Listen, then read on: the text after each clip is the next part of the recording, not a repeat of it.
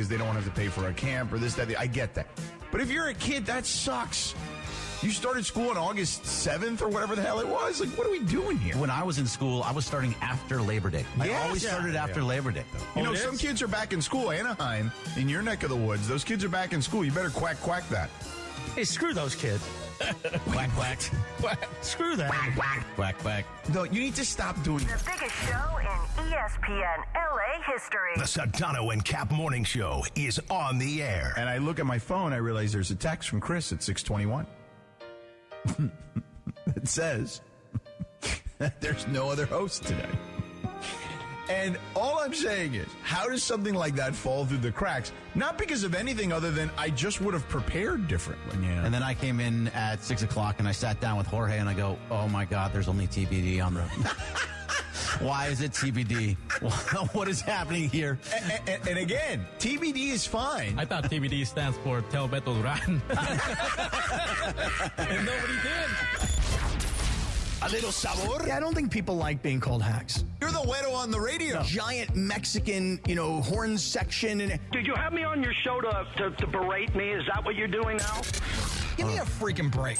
I'm reacting to Art Bell. Yeah. Midnight in the desert. I'm Art Bell. Scott Kaplan, eat a fat one, bro. The Sedano and Cap Morning Show on 710 ESPN. The all-new ESPN LA app and on YouTube at ESPN Los Angeles.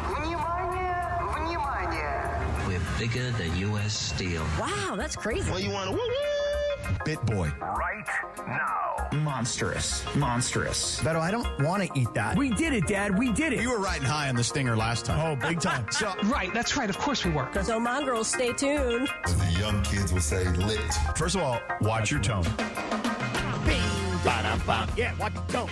Boom, bing. First of all, ding. Good morning, 7:02 and 30 seconds. The Sedano and Cap Morning Show begins on a live imaging Tuesday presented by Providence on this 18th of August, 2026. Does Jeanie Buss still own the team at this time? I mean, They should. well, boot her technically, immediately. yes. It's not, a sale hasn't gone through yet for the minority stake that they own of about 17 to 18%. But They got to get rid of her. No, her family's trying, but she's fighting back. Oh, yeah. well, She's a fighter. there's a lot going on there that I think we should discuss. Top of the hour integrity. Okay. Let's keep it tight here, baby. Yeah, I wanted to get right into it. Unless you want to go Dodgers first. No, Dodgers game is insignificant Well, what today. happened with the Dodgers last night? They went and beat I know us. that hurts you to your soul, Greg, but the Dodgers game we have decided is completely insignificant. But Bergie, I told you they're going to We Colorado. decided, so have I. That's how you wake up a slumping offense. Is you go to Colorado. They're the slump buster. Right. And Right. you thought to yourself last night, I'll bet you know what? It's 10-1. They could still find a way to screw this thing up with this bullpen. Look, there's a reason that we have three things, and all the things you're talking about, we'll talk about it in the three things. But let's do the top of the hour integrity and then get into this whole Jeanie Buss Bergie's situation. three things coming up at 7:30. Also, Carlo and John back there. If you can let me in Oh, the YouTube John, stream. John. Great to see John. Yeah, I know. We don't get John usually fresh in the morning. Big He said fan to me of that kid. He said to me this morning, he goes, it's early, man. Yeah, it is early. Right. Listen, my You're dog right. started throwing up at 3:30 in the morning today. I've been up since 3:30, okay? All right. I listen. looked at him and I was like, dog. Dog. My next dog's name is going to be Dog. Yeah.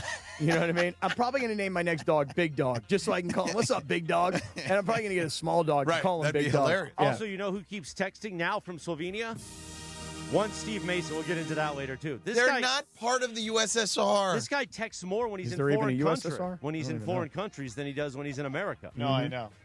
And he God, wants me me, too. he wants- Well, maybe he's going to the Slovenian meetup or whatever with the Lakers. Is that or right? whatever. Well, Luka Mini gets camp. there tomorrow. He's there right now. Luka gets there tomorrow with the whole team. Yeah. Anyway, back to the Lakers drama. So, Is look, it Lakers drama or is it Buss family It's drama? Buss family drama, Yeah. but it's still tangentially Lakers drama. Mm-hmm.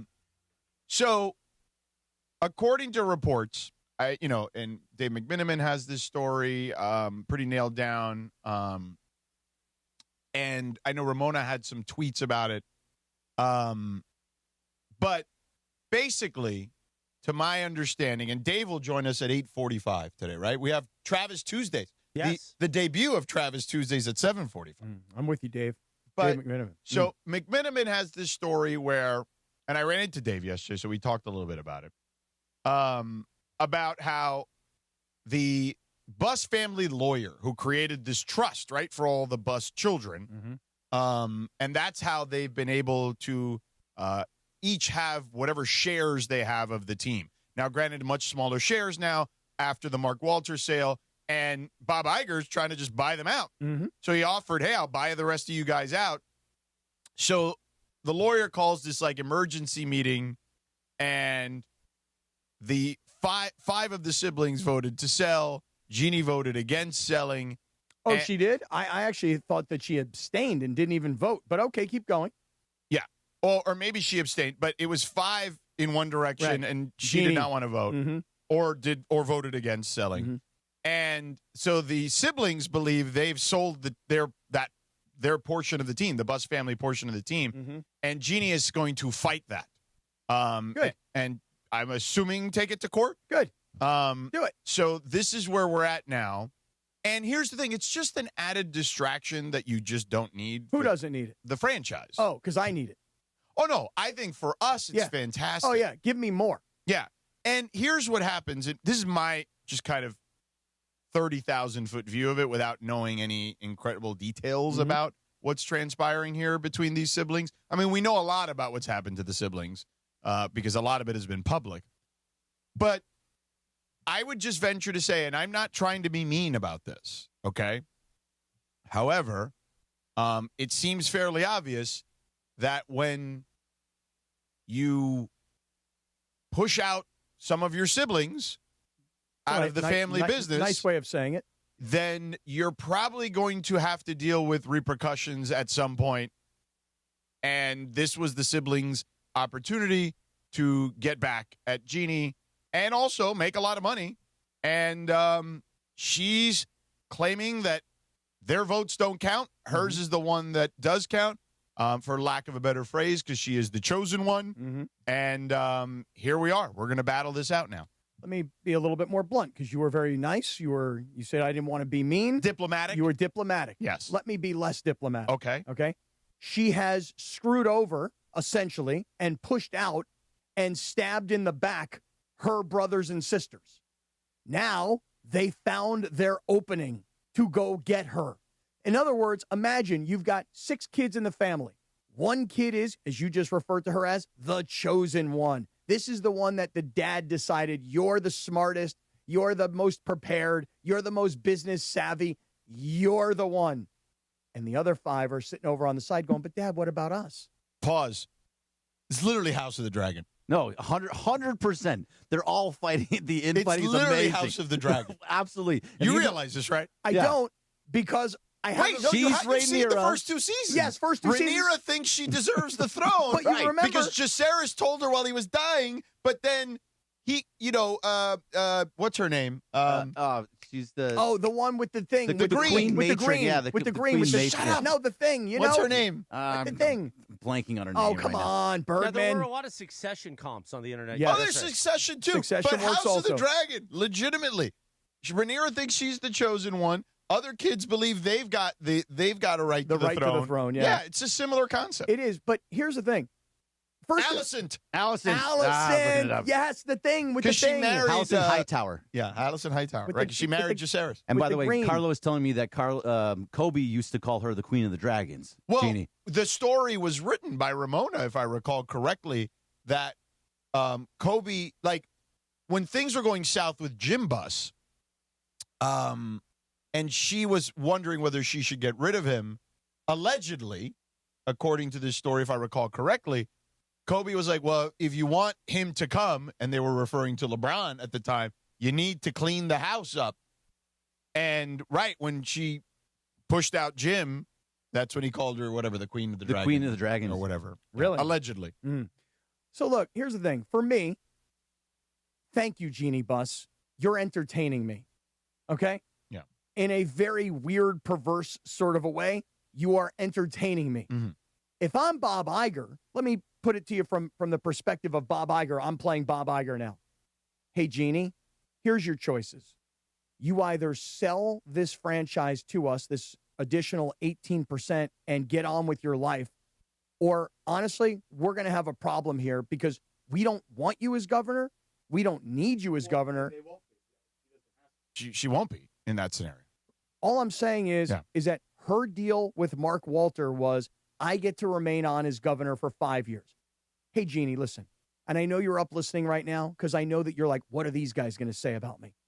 Listen, if keeping the Lakers in the Buss family was so urgent to you and your father before you, then I will tell you that you've made a massive business decision mistake by selling to Mark Walter. Right. But that was your decision. Right. Because you all of a sudden one day woke up and went, they're going to offer us $10 billion. The valuation of the franchise is now $10 billion. You know what? At $10 billion, that's my number. Let's sell. If keeping the Lakers was so important to you and your father before you, then you should never have sold. Now, you and your siblings are holding on to approximately 18%. Well, guess what? Not only do your brothers and sisters want to put a knife in your back for what you've done to them, but George, they'd like to get their money and move on with their lives at this point. Being a Laker owner was a great thing for these Buss kids their entire lives. Yeah. A decision was made to sell and hang on to a chunk. Well, little did they know that a year after Mark Walter would buy the team, he would sell the team. And by now you've heard all of the reporting about these tag-along rights, which essentially gives them the right to sell if he chooses to sell. Nobody saw this coming a year ago, which is why, if I'm putting two and two together here, why was she trying to have this meeting with the lawyers about the trust and changing some of the trust language or whatever it was that they were trying to change when nobody had exposure that the next morning another sale was going to be announced? She tried, it sounds like, allegedly, she tried to kind of screw them over again, is what it sounds like to me. Right. And they were all like, wait a second.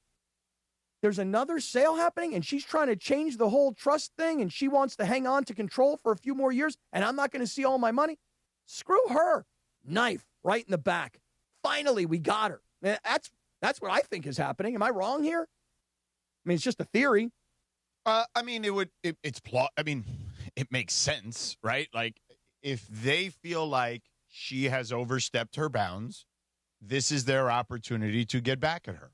Think about what she has done, and this is just stuff publicly, right? Not only did she fire her siblings and essentially tell them, you're not welcome here in the building anymore, I'm in total control. Not only did she do that, George, then she ridiculed everybody by essentially executive producing a sitcom, which sort of pokes fun at all of them. I know that sounds ridiculous. You guys are probably like, what are you talking about, man? No, you're right. That fits right into the whole thing. She ridiculed them by telling their story, maybe not in every last detail, but think about what was the name of that series? Was it Running Point? Running Point. Did she not make her brothers in Running Point look like a couple of doofuses? All of them are doofuses. One was in rehab and just trying to take over for her. The other two are just like, oh, whatever you say, right? You're the boss, right? So she's like, hey, I'm going to write a sitcom about the Lakers. I'm not going to call it the Lakers. I'm not going to call myself Jeanie Buss, and I'm not going to call these guys their real names. But I'm going to write a sitcom and produce a sitcom, and I'm going to tell everybody this is how the girl who everybody say, oh, she's just a little girl, she doesn't know how to run a franchise.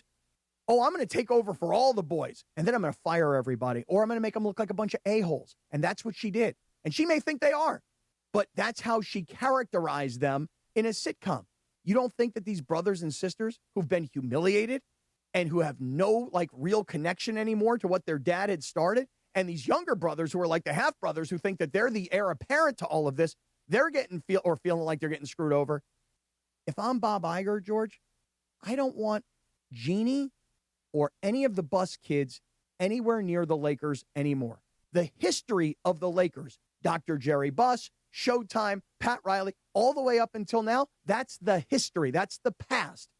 Going forward, we are the future, and you, Jeanie, and you, Buss family, are no longer stewards of this franchise. You sold it. Right. And whatever Mark Walter's agreement was with the rest of the family, including her, my guess, I don't know how binding that would be in court with the new sale of the team. Like I'm not a lawyer, so I don't know what that would mean. I don't know what the parameters would be of the sale. But I'm guessing whatever, and I'm guessing the contracts haven't even been drawn up yet. Right. So, that's up to Mark Walter, too, to also be like, hey, if he includes a clause that is included, then maybe she has a shot at it, that she could still be the governor. But, if it's not drawn up that way, then I don't see a scenario how that ends up happening. By the way, the governor, hold on, let's just pause on that for one quick second. Actually, let's pause. Yeah, great job. 7:16 in the morning. You know what you could have done in these 16 minutes? Well, you could have tried to sue your family or go to Valvoline Instant Oil Change, home of the 15-minute drive-through oil change. Visit SoCalOilChange.com for a location near you. So, okay, look, again, I'm going back to Bob Iger. I'm going back to Josh Kushner. Hey, we're buying this franchise at a valuation of $12.5 billion. We just bought the majority of the franchise from Mark Walter, who did it a year ago.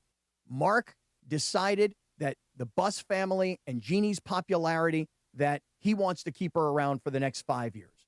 She doesn't want to let this thing go. Again, that's why I'm saying to Jeannie this morning, why did you sell? If you didn't want to let go of the Lakers, if this is so much a part of your life, then why did you sell? You sell to make your money and move on to the next phase of your life. Ask any business person who's ever sold any business, whether it was $12.5 billion, whether it was $12.5 million, or it was $12,500. It doesn't matter. If you sell your business, it's time to move on. And by the way, people sell their businesses, and you know what happens?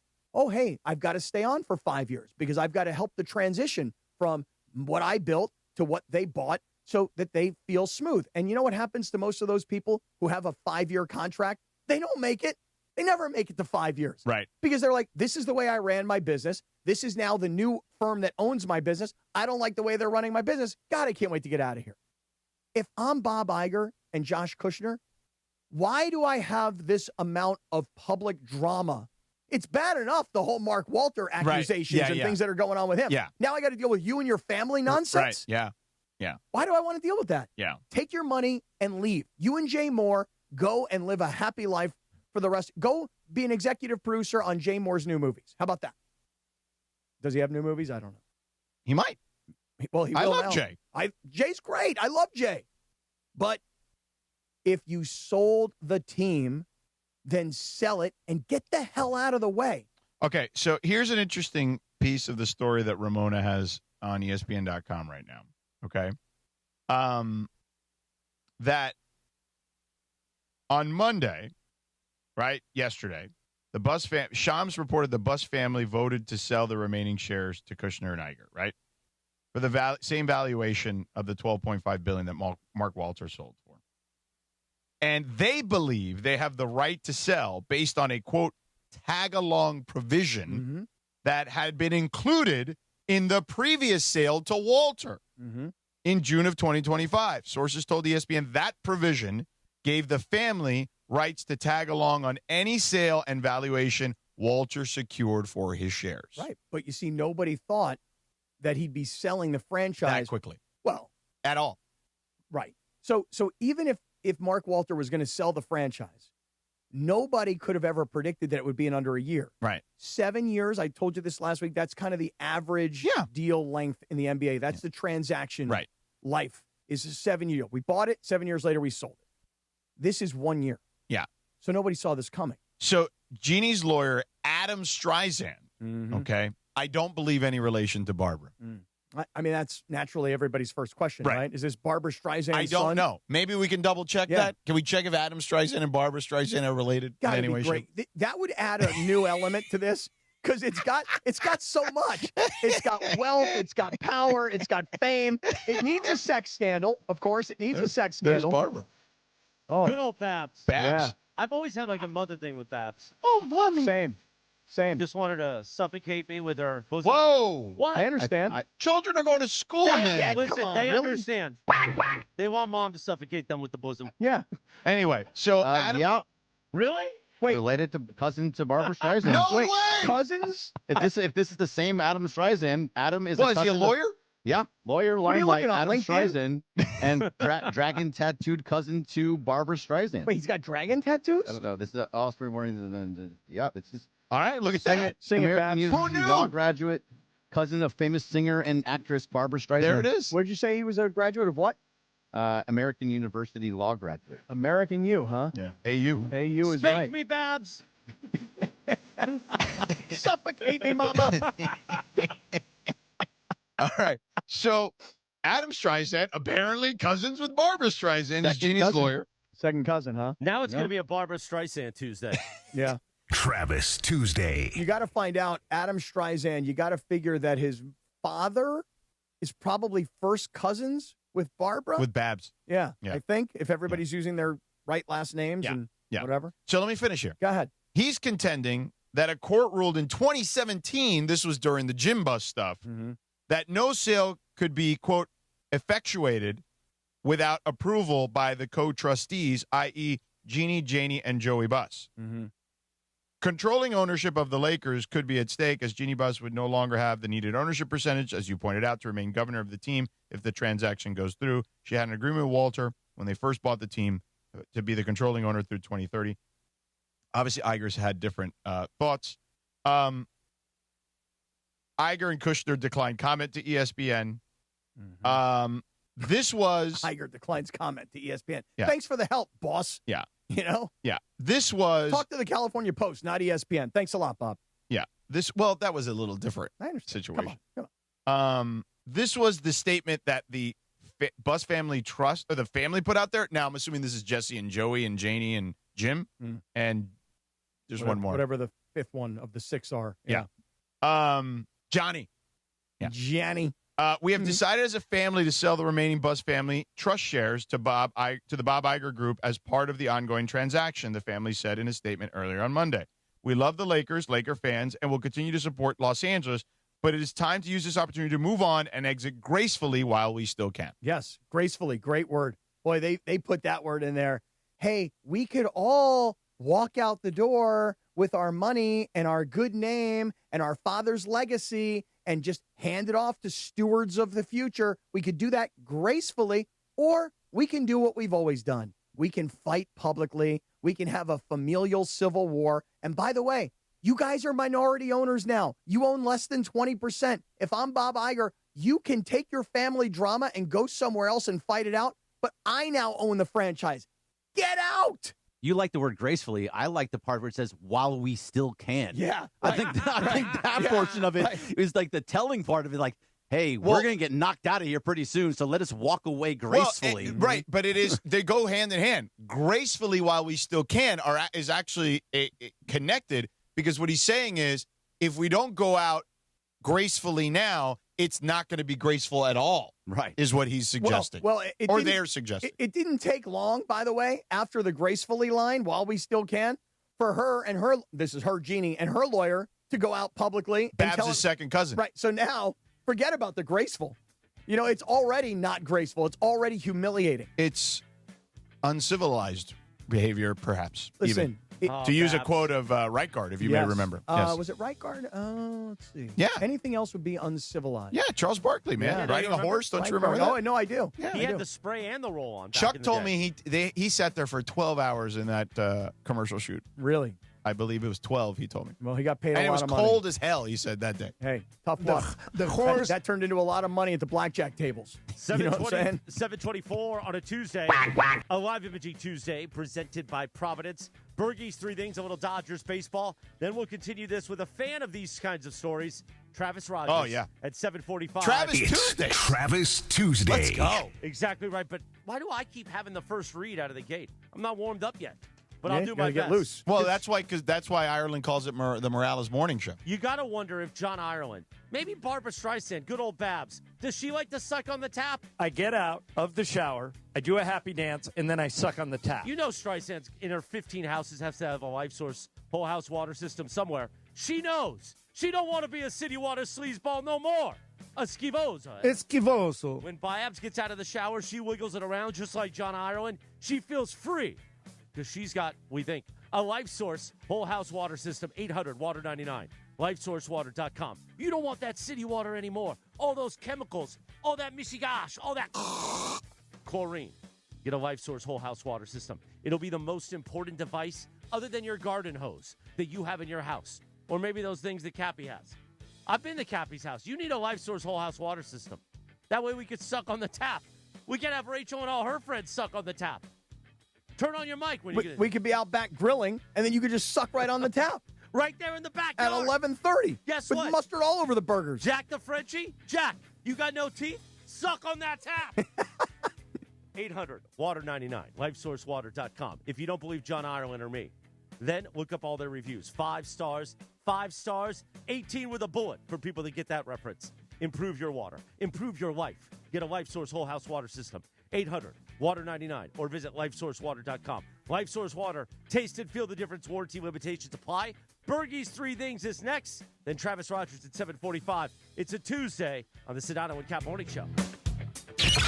The Sedano and Cap Morning Show. We'd like to thank our founding partner, East Central Hotel, the official downtown home away from home for Cappy and Morales. EastCentralHotel.com. This is the Sedano and Cap Morning Show. Hi, thanks for calling Uline. Wait, did the phone even ring? Nope. Okay, so you answered before the ring. But now you're going to put me on hold, right? We don't do that here. We're real people answering the phone, ready to help with your order when you are.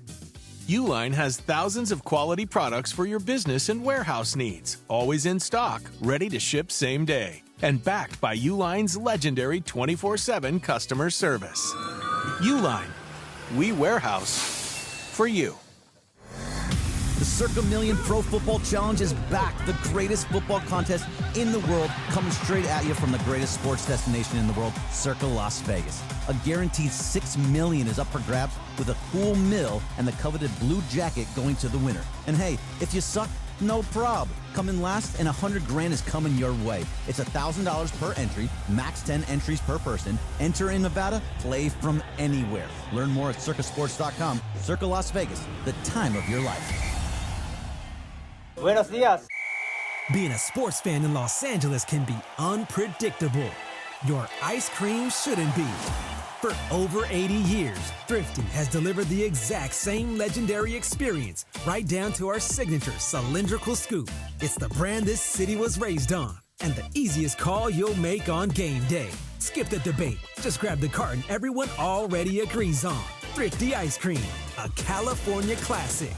Available at most major retailers. Shohei Ohtani's interpreter was fired today. Ippei Mitsuhara ran up gambling debts to a Southern California bookmaking operation. The inside story of the biggest scandal in modern baseball. He was absolutely bananas, the amount of bets he was making. I've never seen anything like it. From 30 for 30 podcasts, this is The Betrayal of Shohei Ohtani. Presented by Gusto. New episodes available now. Listen wherever you get your podcasts. Harry Douglas here to help you ignite your taste buds with Firework Freeze 5-hour energy shots. Juicy cherry, citrus lime, and blue raspberry. It's that iconic freezer pop flavor, but with none of that guilty sugar aftermath. The perfect summer kick. It's delicious, portable, zero sugar energy shot bursting with flavor. Bring on the summer with Firework Freeze 5-hour energy shots, available online at 5hourenergy.com and on Amazon. The Sedano and Cap Morning Show is on. That encapsulates Rivers' Or entire encapsulate. career. Encapsulate, yeah. Wait, encapsulizes is not a real thing? George Sedano, Scott Kaplan. You can't encapsulate the thing? No, you only encapsulate it? Okay. More Sedano and Cap right now. Nice. Nice. Babs. It's a Streisand Tuesday, and it's a Travis Tuesday. Travis Tuesday. He'll join us in about 15 minutes from right now. The reason we're playing Barbara Streisand is because we have found out now that her cousin, is it her cousin? Second cousin. Yep. Adam? Adam Streisand, Jeannie's lawyer. Is Jeannie's lawyer. So let's play Babs all morning, baby. Yeah. This is her duet with Andy Gibb, and this is considered yacht rock because it gets played on the Yacht Rock channel a lot. No. You can do that with Michael McDonald, but not the greatness of Barry Gibb. No, but with Barry Gibb, you got to give it a little Garth Brooks, like you kind of go in and out like a yodeler, you know what I mean? You're like, All right. And you go much higher, too. All right, I get that high voice. Hard to get there, you know? Join DeMarco and Travis this Thursday, August 20th, live at Legends Attic in Claremont. Dalton Rushing will make an appearance, as well as Oral Hershiser, Dave Holbrecht's incredible artwork, and plenty more. Maybe Holbrecht will make a painting of Babs. That's this Thursday from 3 to 6 p.m. at Legends Attic. Be there. Isn't it a great song? Yeah. It's one. We're on fire so far this morning. I have a feeling you might hear this back Thursday. Hey, I'm just looking up Adam Streisand a little bit more. Is he with the law firm Shepherd Mullen? Unfortunately, I've had to have them represent me as well at one point. But Really? That's another story for another Really? time. Oh, God, what a pain in the ass. With your ex-wife or something else? No, something else. Yeah, it feels like it had to be something. Yeah, bigger something than, else. No disrespect to the ex-wife, No, but something larger scale than that. Right. 7:31. I wasn't paying for the lawyers. We'll you get can back to imagine. the Lakers drama, the Buss family drama. Travis will join us in 15 minutes, but it is time for Bergie's Three Things. You watch Gregory Arthur Bergman along with Marcus Grant, the Blue Review, presented by LAX. Then Bergie gets here, does his three things thanks to our friends at Blue Ice Vodka. Yes, Blue Ice Vodka, made from Idaho potatoes and pristine Teton water. We love the Teton water for a smoother, creamier, cleaner cocktail. With no sugar and just 64 calories per ounce, look for Blue Ice wherever you shop for spirits. Blue Ice Vodka, pure as the Tetons. Runs.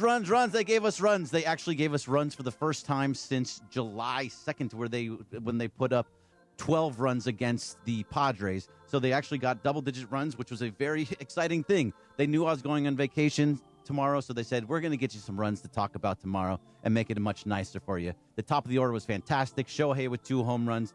Max Muncy had a blast of a home run. He's your heart and soul guy, That's my guy. Cappy. It's my guy. You know what? I looked at him yesterday, and I thought to myself, you know, I always make those poor man comparisons. You know, like I said, that kid at Connors, the running back from the Rams. Connor Dean? Yeah, Dean Connor Dean. Connors. I said he's the broke man's version of Christian McCaffrey.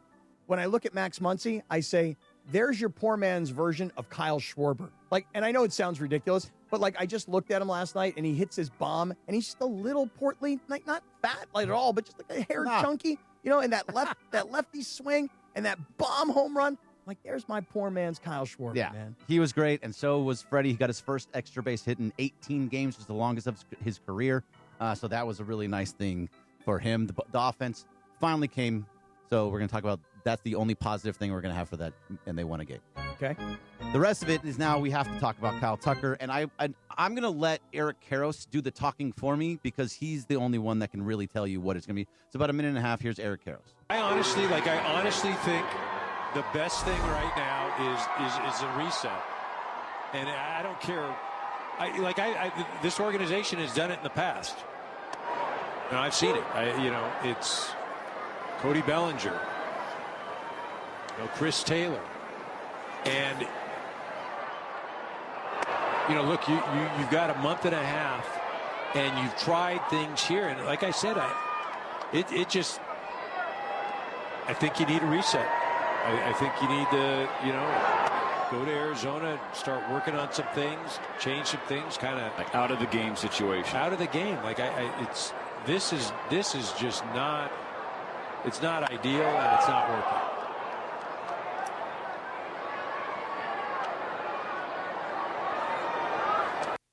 It there right there, but it's basically he's calling for him to either go on a phantom IL or go to Arizona to work in the developmental league so that he can figure himself out. He's calling for a demotion of a $60 million man in Kyle Tucker. But he's right. No, he's right. He's 100% correct. The guy's mentally fried at the moment, unfortunately, and you have to kind of rebuild his psyche.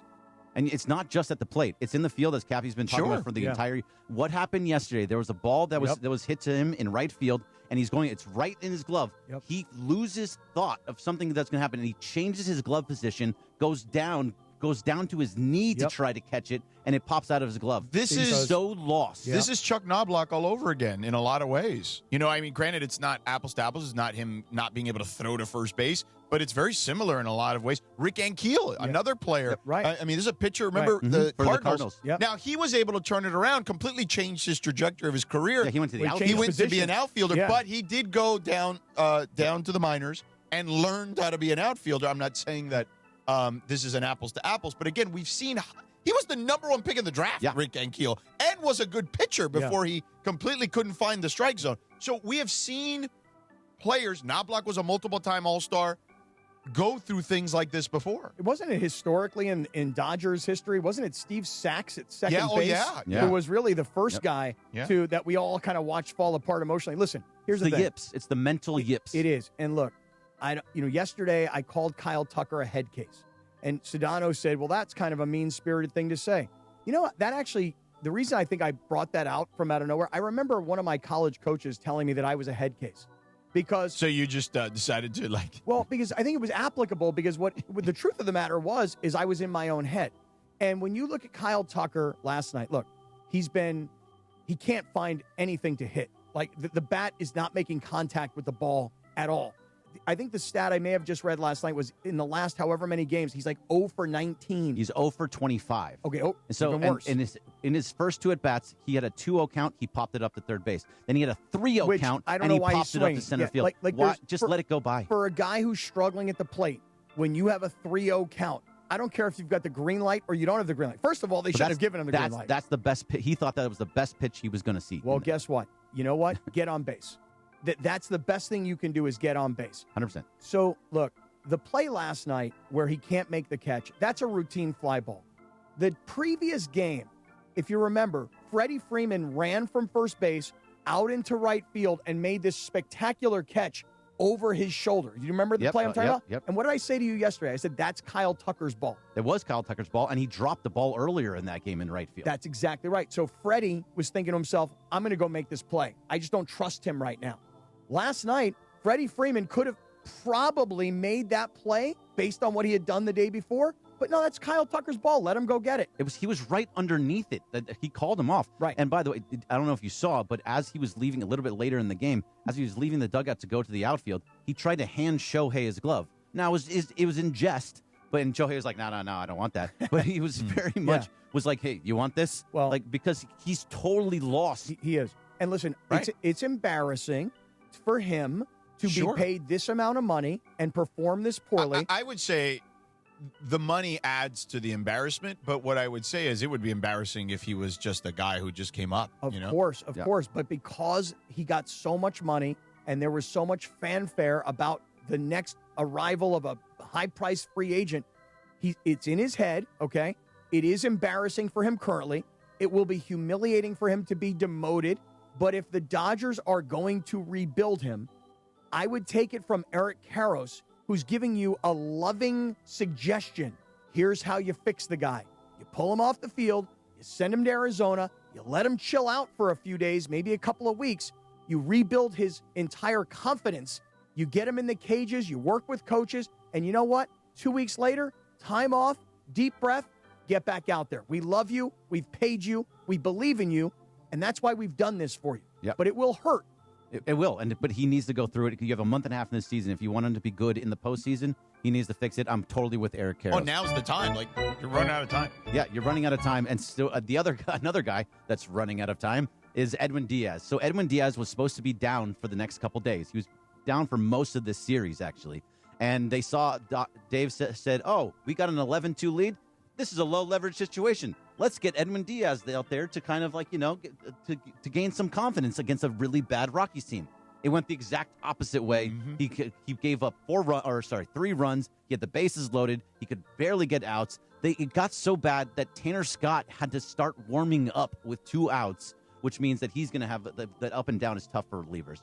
But the fact is that Edwin Diaz was a mess last night. His slider and his fastball, both bad. He just has been a mess and just hits up the middle, His is more explainable, though. The guy had elbow surgery. Like, that one I can understand. You just had surgery. You probably came back too soon, if we're being honest. And, and getting thrown, into the end of a season, like that, That's a tough transition. Look, He gets a little bit of grace. Yes. I'm empathetic towards both guys because, look, the mental stuff should not be just pushed aside and mocked. It is mental.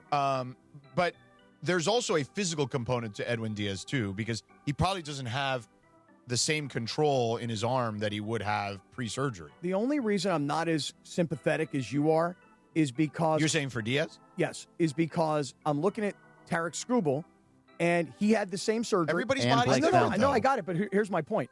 He had the same surgery. Yeah. Blake Snell had the same surgery. Right. Both of those guys, Blake Snell's pitching well. But Blake Snell's... Two starts back. But Blake Snell, correct me if I'm wrong, he hasn't pitched at all this year. He pitched once. One he or had two one starts game. early, Yeah, he had 3.2 innings, one start. Okay. Yeah. My only point is this, is that, again, I don't think it's physical. I actually think it's mental as well. I think in Edwin Diaz's case, it's very similar to Tucker. They paid you a lot of money. They had high expectations. You walked into a role, but you're coming from a team that was supposed to be good and wasn't. And now you're on a team that they were in the has NLCS 2 years ago with him. Right, but I'm just like, you remember last year what a disaster they were. And the Mets are, really a disaster this year based on what they've spent and what they expected to get back. Yeah. My point is that the Dodgers are a pressure cooker.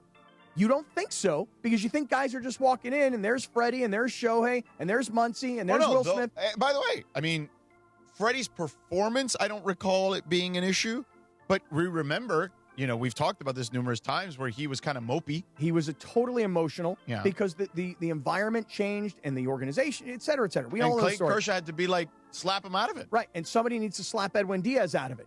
And by the way, he may need the same kind of reset that Eric Karros is suggesting because perhaps Edwin, listen, you always say Andrew Friedman's like the smartest guy in sports, and maybe his track record would support that he is, but these two guys in particular are making these decisions to spend this amount of money. It's making them look really bad.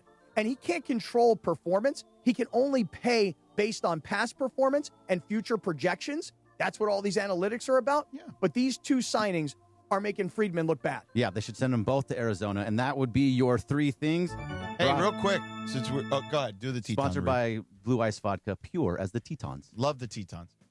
Are you annoyed that Pete Crow Armstrong probably secured the MVP last night? I don't think he secured it. Oh, I think most baseball people think he did. I think he's had a great year. I still don't think he secured it, especially if Shohei he's comes back only to the pitch. fourth center fielder in the history of the sport to go back-to-back 30-30s. I mean, you're talking about the names that are on that list are MVP caliber players. Tell me when he has below 2 ERA. I mean, doesn't think Babe Ruth existed.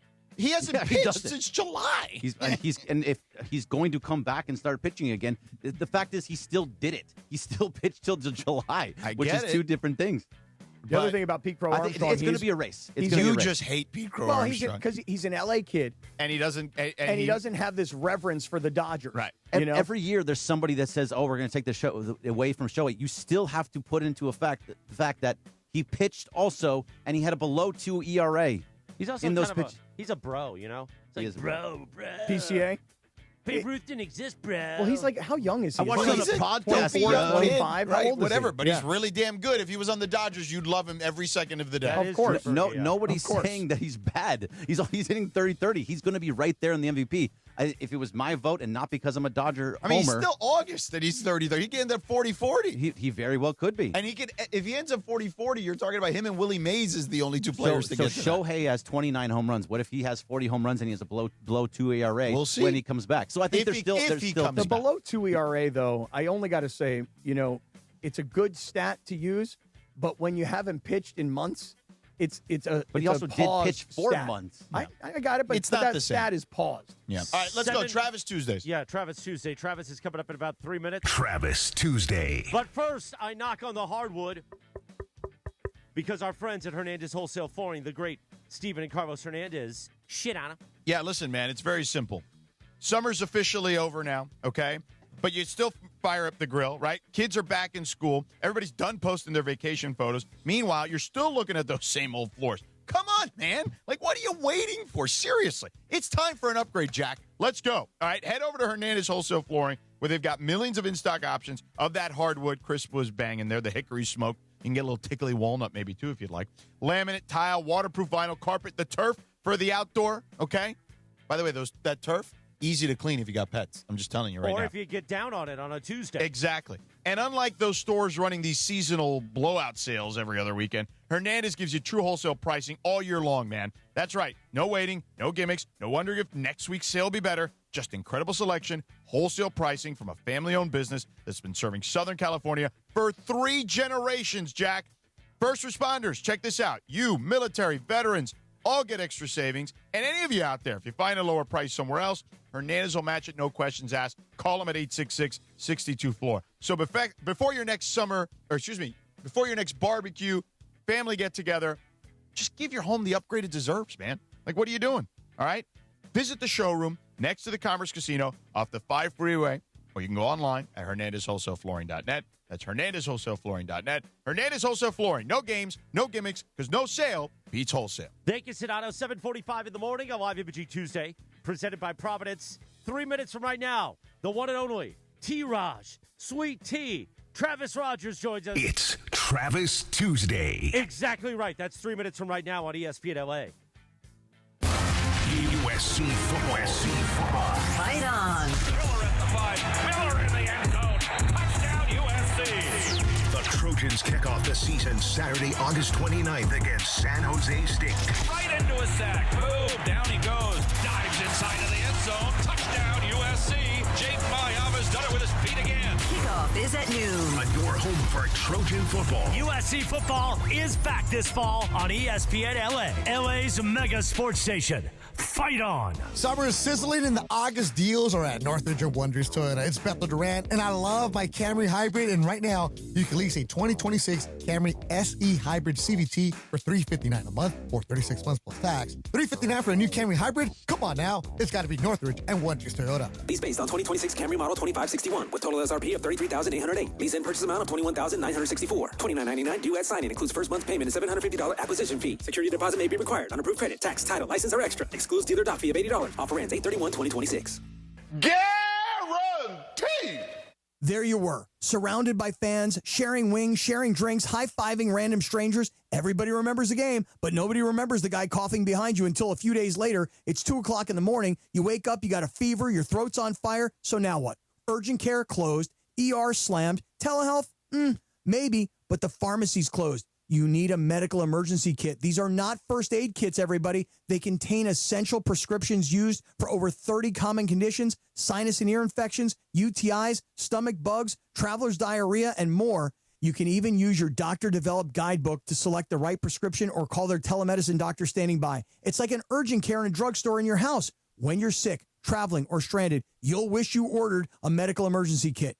Order online in minutes, and it's shipped to your door. Save $45 with our promo code 710 at urgentcarekit.com/710. That's promo code 710 at urgentcarekit.com/710. 7:48 in the morning. Join Beto Duran this Thursday for the debut of his brand new digital show, the Ralph's High School Football Weekly. How about that?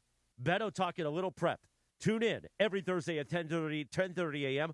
on the ESPN LA YouTube channel with a replay on Fridays at 10:30. All right? Each week, Beto will be breaking down all the biggest matchups and interviewing some of the biggest names in the Southland. Watch Thursdays at 10:30 a.m. only on the ESPN LA YouTube channel.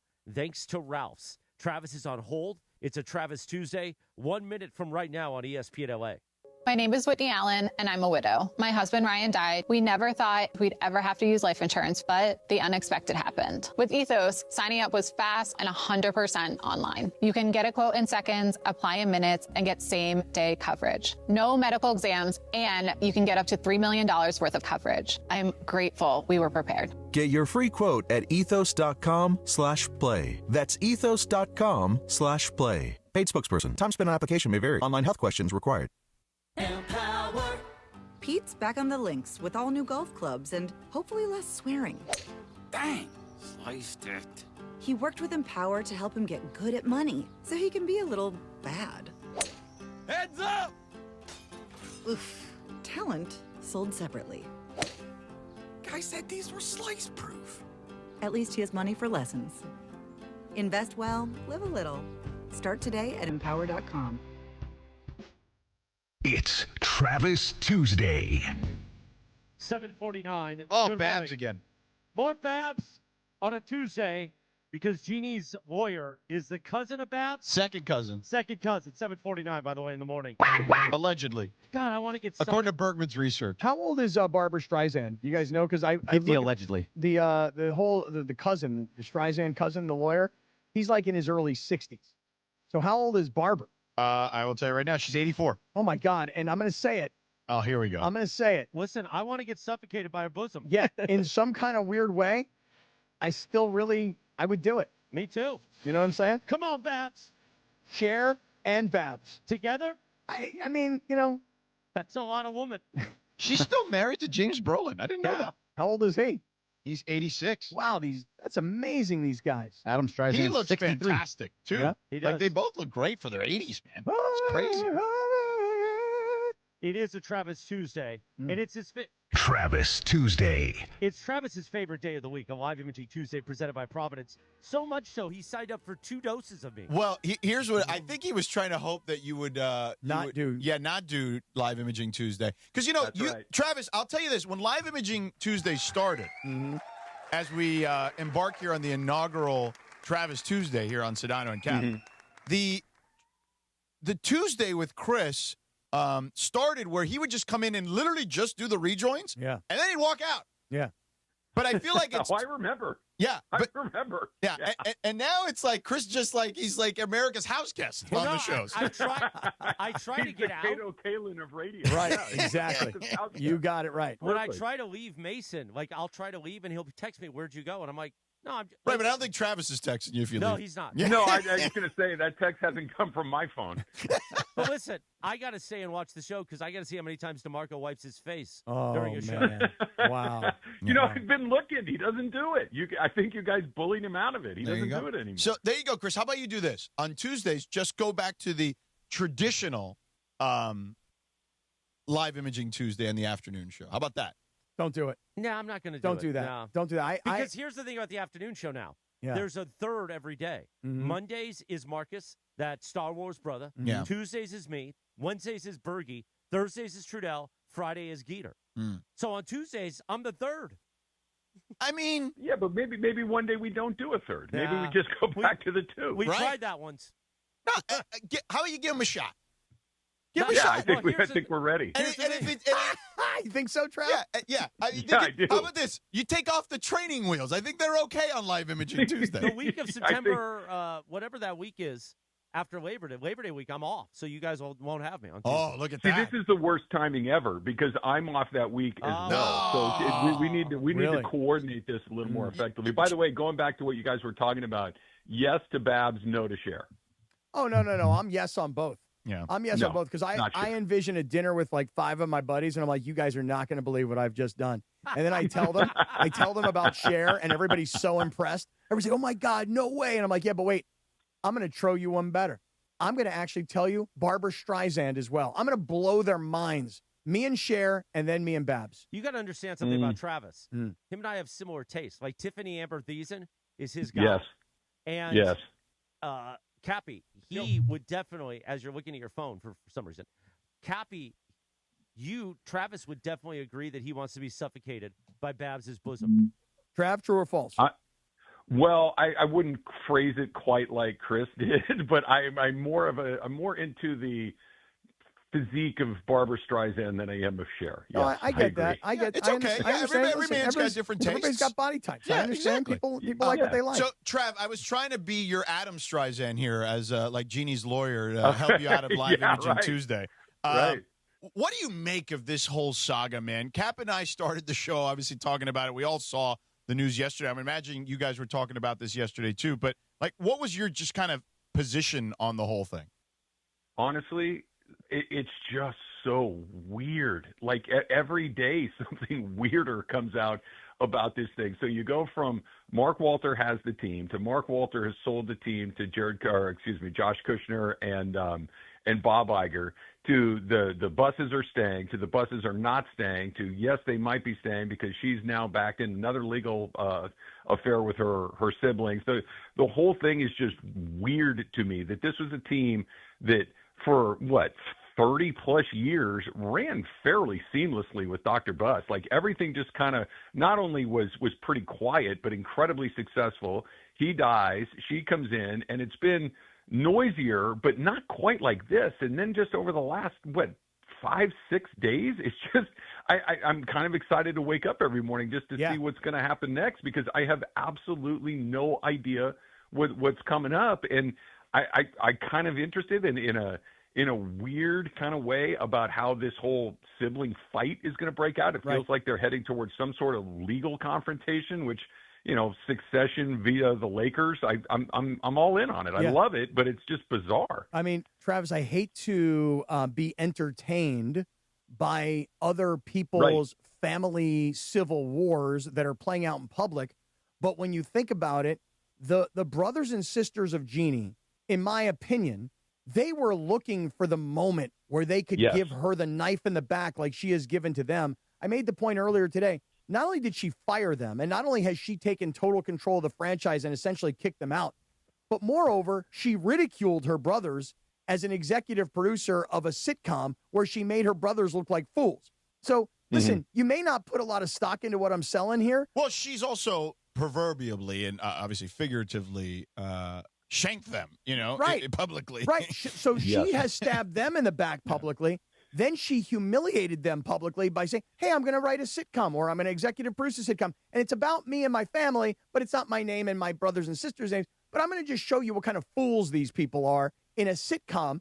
And so these guys have been probably sitting there watching that going, I'm going to get her someday. And they found their opening last week. You think they turned her into like a Scooby-Doo villain? Oh, in a huge way, man, for sure. And they couldn't wait. So listen, I'm a voyeuristic type of person too.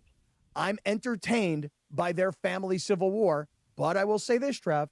If I'm Bob Iger, I'm telling Jeanie Buss, you sold the team, take your money, walk away. Get out. Well, look, I think you're right. I think that she has spent the last, how long ago was it that she blew out Jim Buss? 10 years ago, 12 years ago, something like that? So from that moment forward, there was her and there was everybody else. And I know that she had various alliances, like succession-like with this brother or this sister, and depending on which way the wind was blowing every day. But she sells the team out from underneath them. And then all of a sudden, she wants to stay because she wants to be the governor of this thing. And the other 5 got together and said, what's the only thing in this world that she actually cares about? And that's sitting in that seat at Staples Center or Crypto, whatever we're calling it, sitting there and have people come up and say, oh, hey, I loved your dad. I love you. It's great that you own the Lakers. And they ripped it out from underneath her. It's the ultimate payback. That she went out of her way to marginalize, if not humiliate them over the course of the last decade and a half. And the one thing that she could hang her hat on is now gone because they teamed up to take it from her. It's kind of gross, but it's also kind of awesome. Right. They did it to her in the exact way that she would have done it to them. It's poetic, if nothing else. It's all Machiavellian, all of it. Like, if you really think about it, it really is.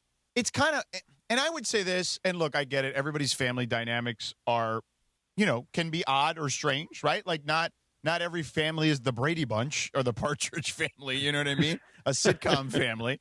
But man, at the end of the day, this is how you want to have your relationship with you. These people are your blood. You know what I mean? She doesn't care. They don't care. Clearly right? she doesn't.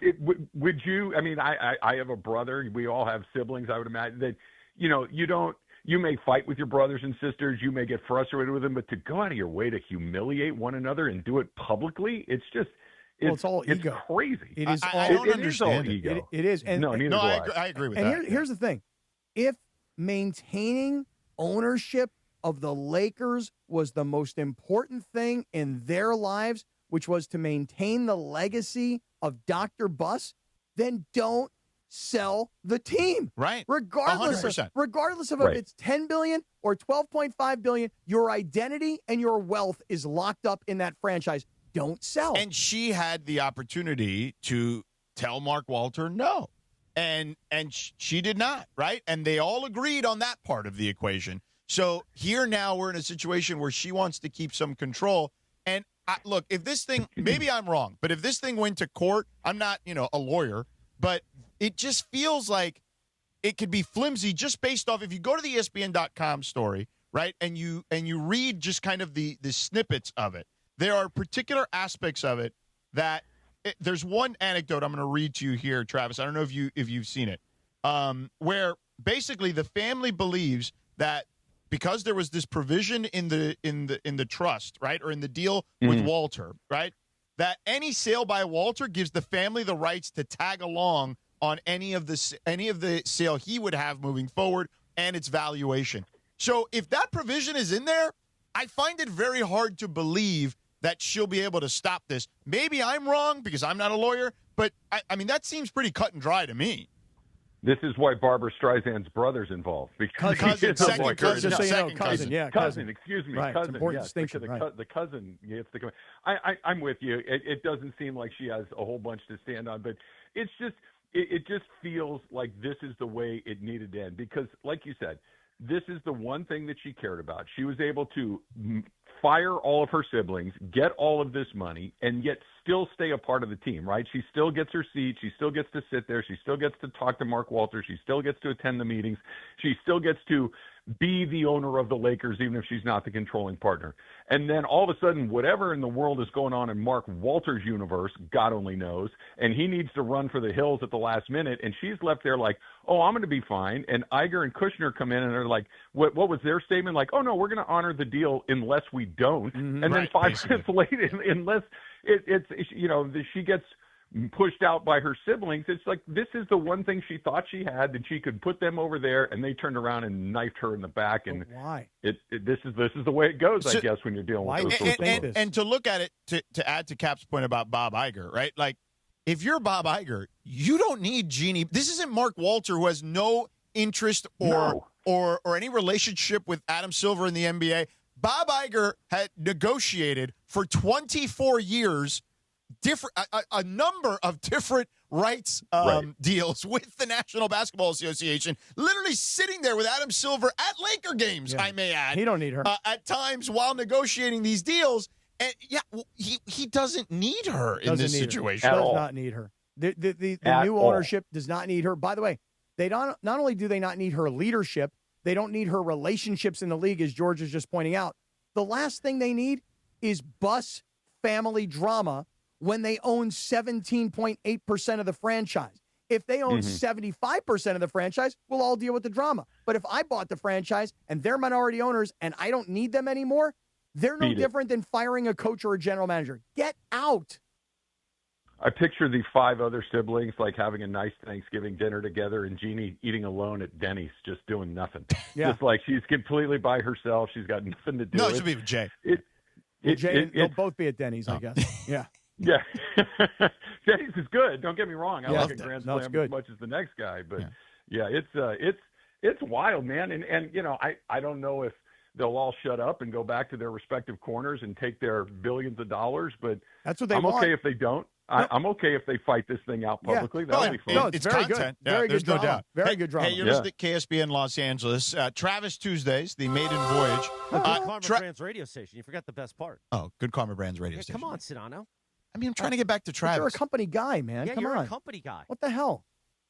Travis, anyway. Travis, we should have to mark Yes, go ahead, George. I'm listening to Let's you. have Go a ahead. mark hand in my live face legal now. ID today. Yeah. So, Travis, Rams, Ty Simpson. Yeah. I think best performance of the weekend by any of the young quarterbacks. What say you?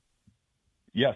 I don't even close, right? I mean, we saw what's his name from Carson Beck in the Hall of Fame game. He looked pretty good, whatever that was. But yeah, I mean, Simpson was kind of universally derided as a what the hell are you doing with that kind of pick, and everything you heard coming out of camp was kind of lukewarm at best. And he went out there and did exactly what he didn't throw the ball to the other team. They didn't have any penalties. He didn't do anything stupid. I thought that the best play that he had was actually an incompletion where that ball kind of got snapped over his head and he kind of deflected it to himself. Like, there's an alternate universe where he runs around for 3 seconds, chucks it down the middle of the field, it gets intercepted, and everybody's laughing at him like that's the guy they took 13th overall.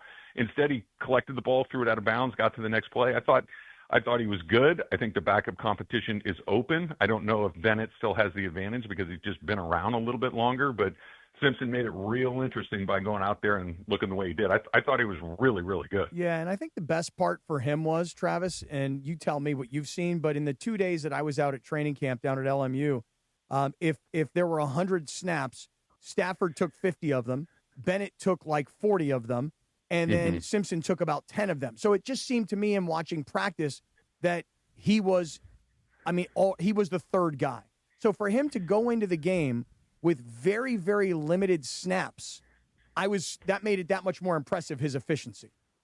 Well, let's flip it, right? So I think coming up against New Orleans this week, you need to do, because I agree with you, Cap. I think that whatever amount of snaps Bennett was getting that was more than Simpson, you flip it. You give Simpson I don't want to say the number ones because the Rams don't play their number ones, but you give him that starting lineup against New Orleans. You give Bennett the back half against the Bees or whatever you want to call that group of guys, and see how it looks. Because Bennett was okay, but just the eye test of it all, right? Like Simpson at least looks like an NFL quarterback. Yeah. Bennett's so little and he's tiny. Skinny. He's just like right. It just feels like he's going to get killed out there. And he's got no arm strength. He's got like a pop gun arm. He doesn't have arm strength. Yeah. Listen, I'm not trying to knock the kid because I actually think that. Oh, you love him. No, it's just that you and DeMarco, you would adopt him. I like underdog stories. Okay, so I'm a fan of the underdog. Oh, Travis, are you? You know familiar? what I like underdogs? I like underdogs on other guys' teams. I don't like them on my team. Yes. Yes. Well, I'm not calling for him to be the starter. Yeah. Now, are you familiar with Cappy's Radio Rinaldi bit? No, hit me. Yeah, it's basically he does the Tom Rinaldi thing. He finds the guy like a Stetson Bennett. He tells the story. We play this music from like Augusta. Right, here goes. You ready? Stetson Bennett. He's too short. He's too weak. He's too slow, but he has a dream. And that dream is to be a national championship of a Georgia Bulldog. But you know what? The Georgia coaches look at him and they go, this guy can't play. So he leaves and he goes to a junior college and he fights his way back to get back to Georgia. And then every time he goes out on the practice field, those same coaches look and they go, too small, too short, too skinny, no arm. But the kid just keeps proving the coach is wrong time after time. And then he wins a national championship. And then he wins another national championship. And before you know it, this guy's in the NFL, and he's got some personal issues, and he's gone from the team. And then he comes back, but Sean McVay puts his arm around him the way he does so many of his players and says, I believe in you. I'm going to help you. And now here we are, all these years later. They don't have an experienced veteran $10 million a year quarterback as a backup. They've cultivated Stetson Bennett. I love a good underdog story. But I'll say this, and I said it to George yesterday. The pass that he made on 3rd and goal in the first quarter on the scoring drive, that was weak, and it should have been picked. And so when you don't have an arm, you better have accuracy and a brain. And so this is what you have right now as a backup quarterback. I am a fan of Stetson Bennett's underdog story. He's like a small little Chad Pennington. Travis, do the voice. Do the voice. You know, it's funny. I've been workshopping the voice. I'm gonna break it out for you guys next week. Okay. I think because I'm trying to combine Messy with a little bit of a Southern accent, and it's a little hard. It's a little harder. I'm basically going to kind of mash up Billy Payne and Messy. So I'm going to continue to work on it, and I'm going to have it for you guys next. But who is that supposed to be? Stetson Bennett. That's going to be I Stetson didn't get Bennett. that part of it. Cappy, you've heard Travis is messy, right? You heard what? His messy. I haven't heard Travis is messy. I've only won the World Cup once, and I had a hat trick, and I won a second World Cup, and I don't want it to go to Spain, and I don't want it to go to Germany because I'm messy. Basically, the bit is he's a little guy, and he used to drive Sliwa nuts. Yeah. Now, do the Billy Payne real quick for him. Well, Billy's a little different. See, Billy likes to make sure that the right people are coming to his golf club, and if certain types of individuals show up at Augusta National, well, we just can't have that around here. That's Billy. Got it. Understood. The YouTube chat says that Stetson Bennett looks like Timothy Chalamet. Chalamet? Yeah, Chalamet with a mustache. Well, I don't know if Chalamet's got much of an arm, but I'd like to see him have a passing competition with one another. That would be interesting. Well, listen, I thought this was an excellent maiden voyage of Travis Tuesdays, and now next week he's even teased us that he's going to have a new impression. Look at that. Got to workshop it. I got to make sure that it's right for you guys. Tell you what, let's make a deal. You ready for this? I'm workshopping on my Sean McVay impression. How about if next week you're Stetson Bennett and I'm Sean McVay? Done. Sold. Here, Travis, this afternoon, 3 p.m. on a live imaging Tuesday presented by Providence. Travis's favorite day of the week. Travis, incredible performance this morning. We'll see you later on.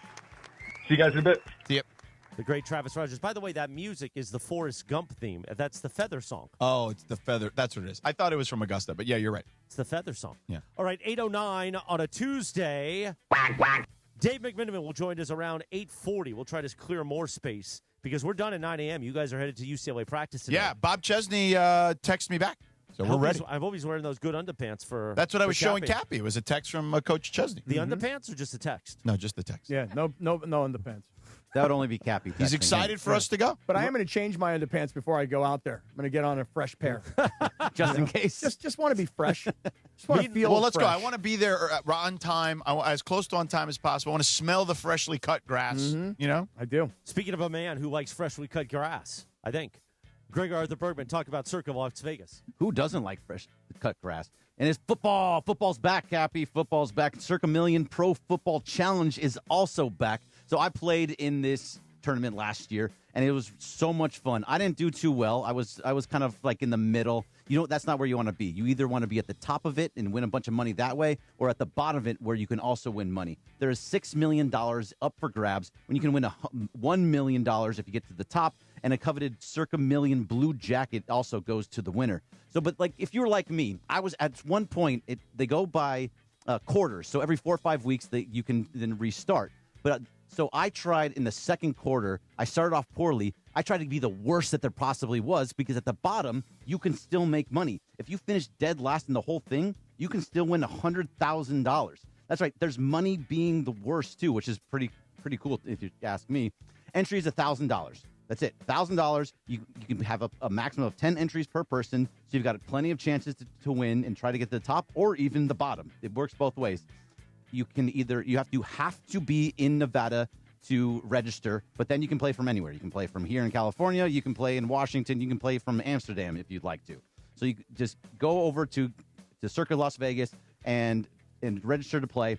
Get your picks ready, and you can get one of the greatest football contests in the world. Learn more and get all the details at circasports.com. Circa Las Vegas, the time of your life. Thank you, Bergie. 8:11 in the morning on a Tuesday.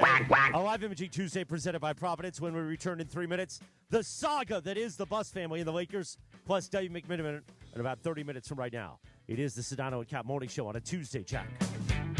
The Sedano and Cap Morning Show. Welcome to Milagro Tequila, where the sun shines, good times roll, and tequila pours. Take a sip of sunshine this summer with Milagro Tequila, crafted from 100% Blue Weber agave for bright flavor and exceptional smoothness. Shake up fresh margaritas with Milagro Silver. Mix the perfect paloma with Milagro Reposado, or enjoy the rich, smooth taste of Milagro Añejo on the rocks. Find Milagro at your favorite retailer, in-store and online. Tequila never tasted brighter. Milagro Tequila. Please enjoy responsibly. Guys, Pizza Hut takes me back old school. Birthday parties, Little League, Friday nights, there was always something special about the Hut. Now, celebrate again with Pizza Hut's new throwback value menu. Iconic favorites like a personal pan pizza, breadsticks, and a 2-liter soda starting at just $4. Feed the family with the original stuffed crust pizza, $11.99 for a 1-topping medium. Try new additions like triple cheese, mac, and gooey s'mores sticks.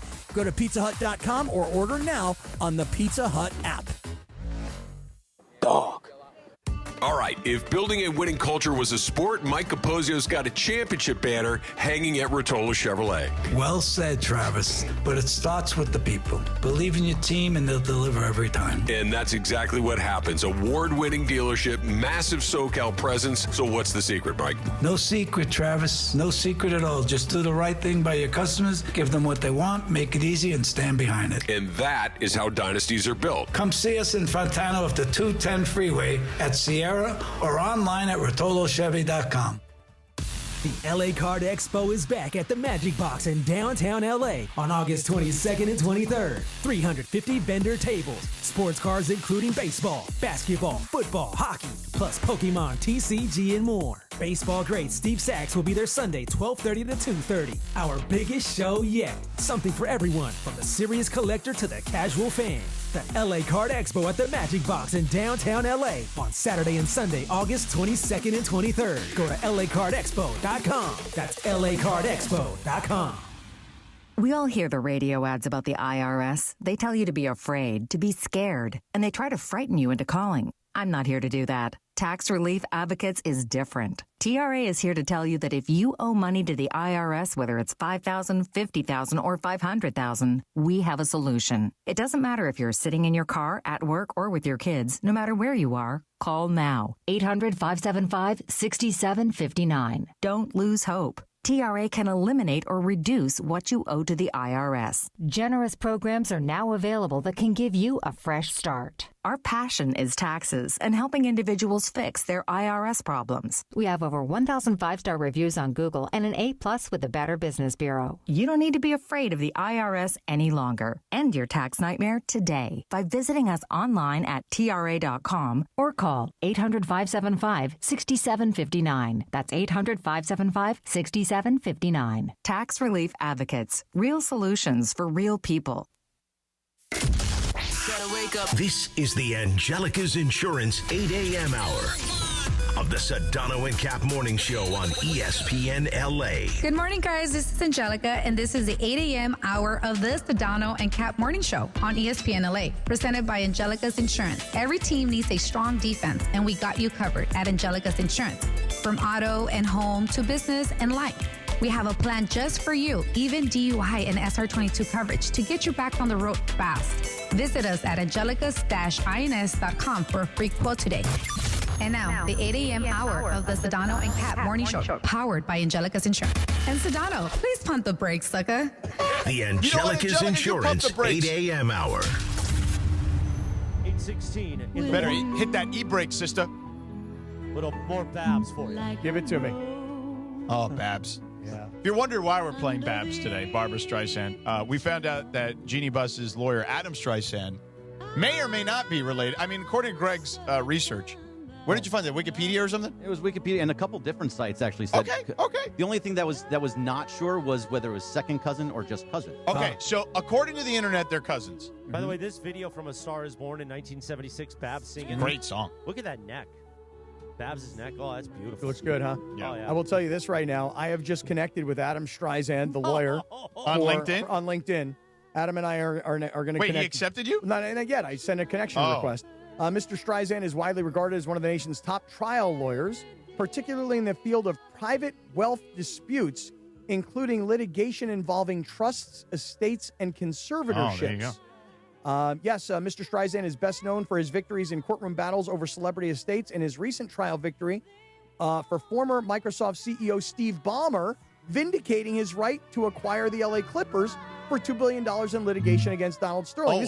This is all part of his. They're all intertwined. LinkedIn. This is all part of his LinkedIn bio. Is he listening to the Pablo Torres podcast? This is actually quite amazing, isn't it? Adam Streisand is the lawyer to Jeanie Buss, and he has also been the lawyer to Steve Ballmer. We have these two massive ownership disasters with both LA basketball franchises. One people care about, one people don't. The one that people actually care about is the bigger disaster than the one that people don't care about. Speaking of disasters, our poor guy Kyle Tucker and our poor guy Edwin Diaz. I mean, this thing has gotten to a boiling point now at this point. So much so that if you were watching Spectrum Sportsnet LA last night, Eric Karros, he just kind of laid it out very matter-of-factly and succinctly about what they should do. This was in reference to Kyle Tucker. I honestly think the best thing right now is a reset. And I don't care.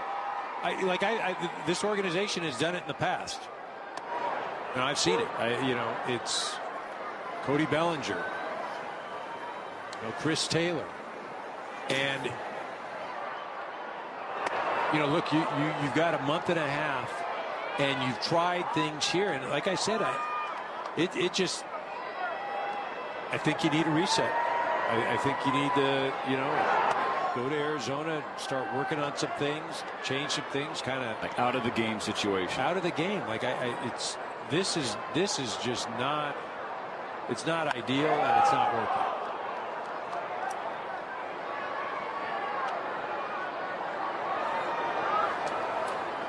And I don't care. You've got to remove all of the, hey, he was a free agent sign, hey, he's this, hey, he's that. What you have in front of you is you have a guy that is struggling, that is uber talented, and can be one of the best players in the game. But things have, it's not just at the plate, it's out in the field, it's everywhere. And look, I'd talk to him, I'd have that discussion and see if he's receptive to it. Look, here's the thing. Yeah, these are players, and they're people. They're humans, right? This is why we're watching a guy melt down emotionally right in front of our eyes. He's a human being.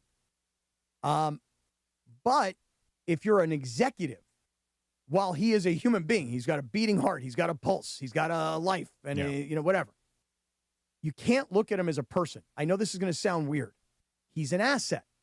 That's what Kyle Tucker is right now to the Dodger organization.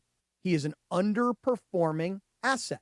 Yes. So if you take out the emotion of, I like him, he's a good guy, people in the clubhouse like him, if all of those things are true. I think you need a reset. I think you need a reset. Is Eric Karros playing executive? Well, it's like Travis feels like he needs a reset on Tuesdays. That is true. Yeah. I think you need a reset. I think you need a reset. By the way, I'm going to use that exact same line for the Lakers. I think you need a reset. This is why Jeanie Buss should be ushered out the door. We don't need your family drama. We, the Lakers, need a reset. Well, clearly we know you felt that way about LeBron. Well, I did feel that way about LeBron. By the way, LeBron is sitting around somewhere going, I am so glad I left this dysfunctional disaster. Thank God I got out of there. Oh, my goodness. He ran into Bob Meyer's bosom. Yeah, seriously. Yeah. But back to Kyle Tucker for a second. You have to look at him as an underperforming asset. So do we just keep throwing him out there because we paid him a lot of money and he was a coveted free agent and we got him? So do we just keep throwing him out there? Or can I look at him and go, forget about the money, forget about where he came from, forget about the recruiting of the guy. That guy right now is going to hurt our team. So how can we help him? Sending him down and help our team. You have to rebuild him both physically, but you got to start mentally. Yep. I think that's absolutely where this is all at right now. You mentioned Steve Sachs earlier. We talked about Chuck Knobloch, Rick Ankiel. We have seen high-profile baseball players just have these mental lapses and breakdowns, really, right. Because it's now more than just a lapse, right? When you have these moments this frequently, the things at the plate, you could kind of rationalize a little bit, right? But the stuff in the field, routine fly balls. The one yesterday, that was the breaking point, unfortunately for him. And Edwin Diaz, again, I'm giving him more latitude only because guy just came off surgery. There could be some physical stuff he's dealing with. Maybe, and I know you've said Tarek Skubal had this and Blake Snell, but maybe he has not recuperated the same way they have. Or because of his the surgery that he had, and because he hasn't been immediately successful, he might also be dealing with his own head. For sure. It's definitely possible. Look, when guys get big contracts and then they get hurt, even though they're going to collect their money, believe me, they are human. Sure. And they feel a certain sense of guilt. Yeah. Even though they hear the minions in the YouTube chat. Of course. You don't think that Kyle Tucker has heard the fans at Dodger Stadium boo him? Yeah. And he's not accustomed to being booed. Yeah. He's a $60 million a year player. He's the second highest paid player on the entire Dodger team. He got booed in Chicago last year. I'll take that, Cappy. Okay. He got booed playing for the Cubs last year in Chicago. Yep. And yet the Dodgers were like, we got to have this guy for $60 million. 8:23 on a Tuesday. You know a man who doesn't get booed. I hold up his beautiful face. Oh. We're going to pause here for a minute to talk about Jacob Emrani. Look at that cuties. Look at that punum. Look at that beautiful punum. Wow. Now you're all up in Jacob's bosom, huh? Hey, walking Cappy is part of life in L.A. now, man. Crossing Wilshire, cutting through a parking lot, stepping out of a coffee shop, or just making your way through a crosswalk on a perfectly normal afternoon. Yep. Maybe you had that walk signal. And by the way, you got to be real careful. Just because you see that white walk signal versus that red hand that says stop, I'm telling you, man, it's dangerous out there. Yeah, because a bicyclist can hit a scooter person. And people just don't give enough. They don't look and go pedestrians. Oh, I got to stop. Yeah. Maybe you were exactly where you were supposed to be, but when a driver isn't paying attention, runs a light, or simply doesn't see you, a pedestrian accident can leave you with injuries that can change everything. And if you were hurt as a pedestrian, call Jacob and Ronnie at 800-345-6789. Call Jacob. Accident lawyers can review what happened, whether a distracted driver, a dangerous intersection, poor lighting, or any other factor that played a role, and they help you understand exactly what you may be entitled to when you recover. You get a free consultation, the no-obligation case review, no fee unless we win, no retainer, don't worry about money. You had every right to be on that sidewalk, Jack.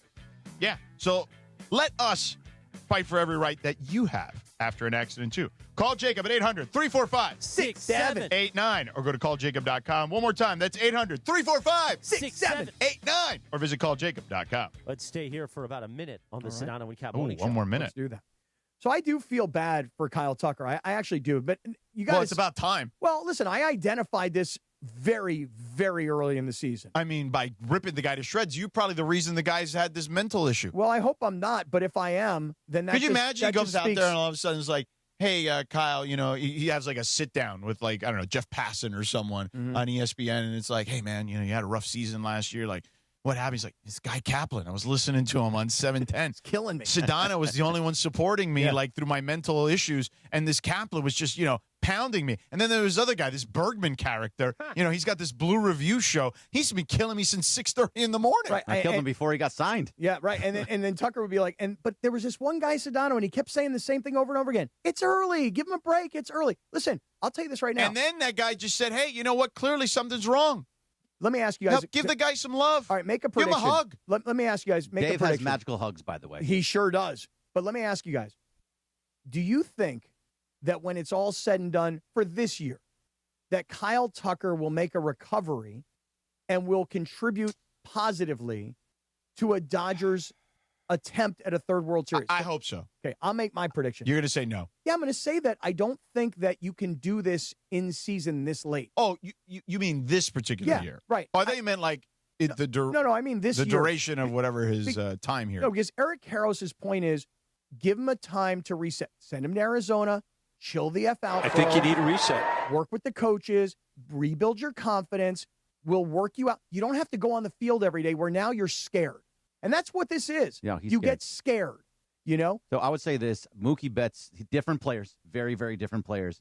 Mookie Betts went through the exact same thing last year where he said, I've tried everything, nothing's working, and I just said, screw it. And I just forgot it. I'm just here to hit singles, and I'm just to help the team. And he did that right around this time that he's starting to hit now, too.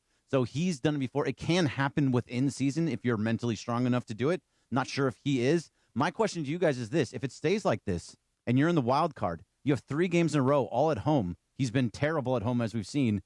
What do you do with him? You cannot play him. I agree. And here's why.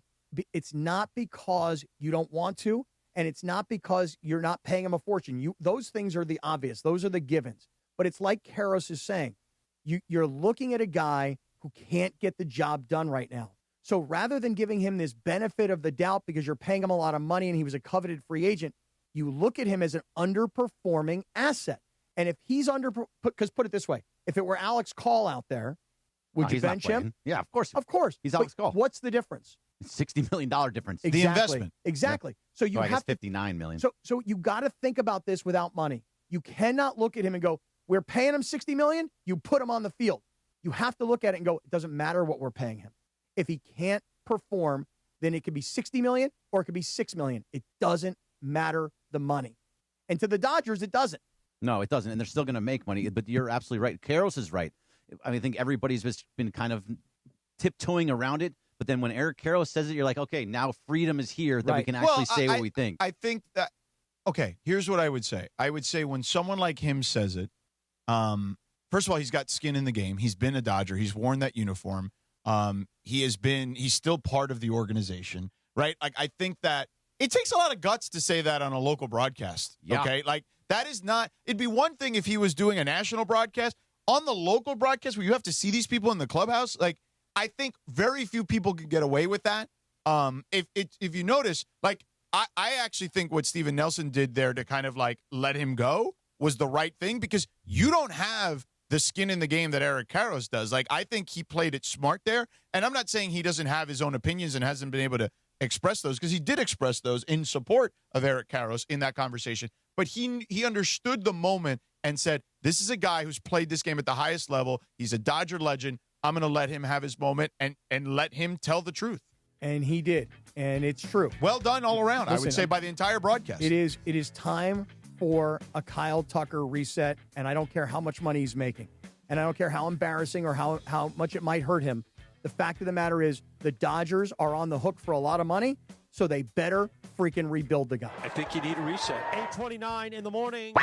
Coming up, Dave McMenamin will continue to talk about the Lakers family drama and the Buss family around 8:40 this morning. But, Cappy, let's talk about that blue box, the wellness company. Yeah, the wellness company and the medical emergency kit. Listen, if you've been out and about.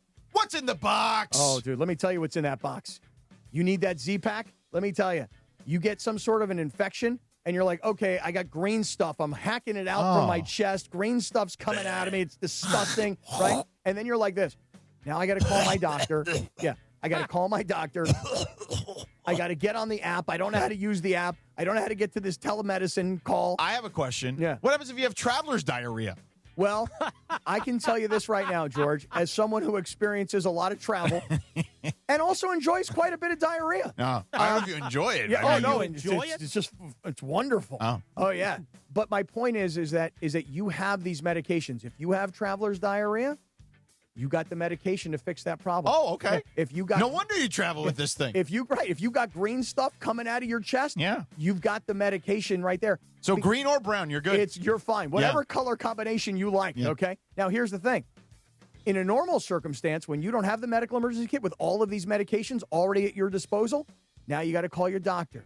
Then you got to go to the pharmacy. Then you got to stand in line with other people that are hacking out lungs. Ugh. And it just takes time. And so by the time you get on the medicine, it could be 2-3 days later, and now it's going to take you that much longer to recover. You have the medications in your possession. And then you say, well, how do I know what medication to take? You got the guidebook, and the guidebook will tell you, here are your symptoms, here's the medication to match. And if you still don't feel confident enough, I'm worried, am I taking the right meds?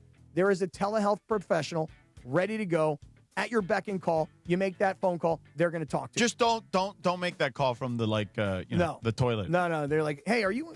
Sounds very hollow behind you. Where are you? No, you don't want to do that. Yeah. What you want to do is this. Just tell them you have traveler's diarrhea. They'll understand. They're doctors. You don't have to be embarrassed. You go to urgentcarekit.com/710. Urgentcarekit.com/710. Our promo code is 710. You're going to save $45. Everybody needs one. Get one today. Urgentcarekit.com/710. Promo code 710. Save $45. You got it. Thank you, Cappy. 8:31 in the morning. By the way, I didn't tell you this. Saturday, Sue and I shared baby wipes. Like sitting in like separate... you pass it under the... we pass it under. Oh, really? Who had them?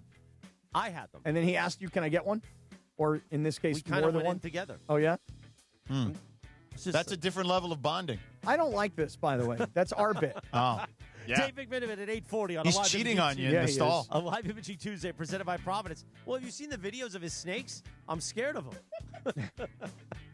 I understand. And that's not a euphemism. He has real snakes. No, for me, it's the neck tattoos. But for you, it's the snakes. I get it. The Sedano and Cap Morning Show. On a Tuesday, the show's so good today, you may hear it Thursday. This is the Sedano and Cap Morning Show. It's DeMarco Farr and my guy, Attorney Big Al, in studio with me today. The biggest mistake that people do is think that they can handle that car accident themselves. I don't need a lawyer. I don't need to bother with a lawyer. I'll just do it. It's not a big deal. I'll talk to the insurance company and handle it myself. That's the biggest mistake you could do because you don't know what you're doing. There are lots of different aspects of a car accident that you're going to mess up. And as you mess up your case in 1 week and 2 weeks and 3 weeks, by the time you call the lawyer, it's way too late. You already messed everything up. So the first mistake is thinking that you can do this yourself. You're not going to do a good job. You're going to hurt yourself and cause yourself a lot of pain down the road. The point of getting an attorney is to let them take care of all the problems. They're the experts. They know how to deal with all the problems. They know how to fix your car. They know how to get you treatment. They know how to deal with insurance companies. Don't do it yourself. If you're in an accident, I've got a guy, Attorney Big Al, 1-800-HURT-123 or attorneybigalca.com. Attorney Big Al's Attorney Ken Klein, based in Los Angeles. Hey, it's Oral Hershiser. Can you believe I have my name on a building? I can't, but I'm grateful and I'm humbled. And here in Chino at Oral Hershiser Chevrolet, we love Chino. We love the people of this neighborhood, of this community, and the surrounding community, and we are here to serve. We're here to serve the same way I served you on the mound, the way I'm serving you on the microphone, and the way we follow and watch champions and championships. I think you need a reset.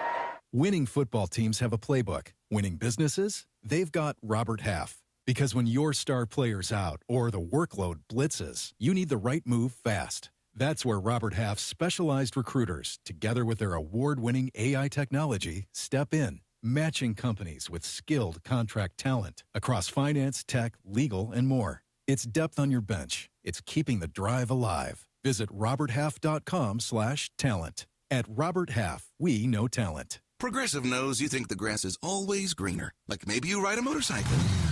But today, it's raining. So you wish you had an RV, but if you did, you'd have to listen to some guy parked next to you at a campsite plays acoustic guitar. Now, before you start wishing you had a boat, remember, your brother-in-law would invite himself every weekend. Permission to come aboard, Captain? But one thing that is greener is the money you could save when you bundle your RV, boat, or motorcycle with your home or auto with Progressive. Progressive Casualty Insurance Company affiliates and third-party insurers. Not available in all states or situations. Mornings on ESPN LA will never be the same. Now, you should put in a request to ESPN like, hey, I'm a tropical brother, okay? Sedano and Cap have taken over Morning Drive. Palm trees and sunshine only. Yo soy de Miami, okay? Back to the guys.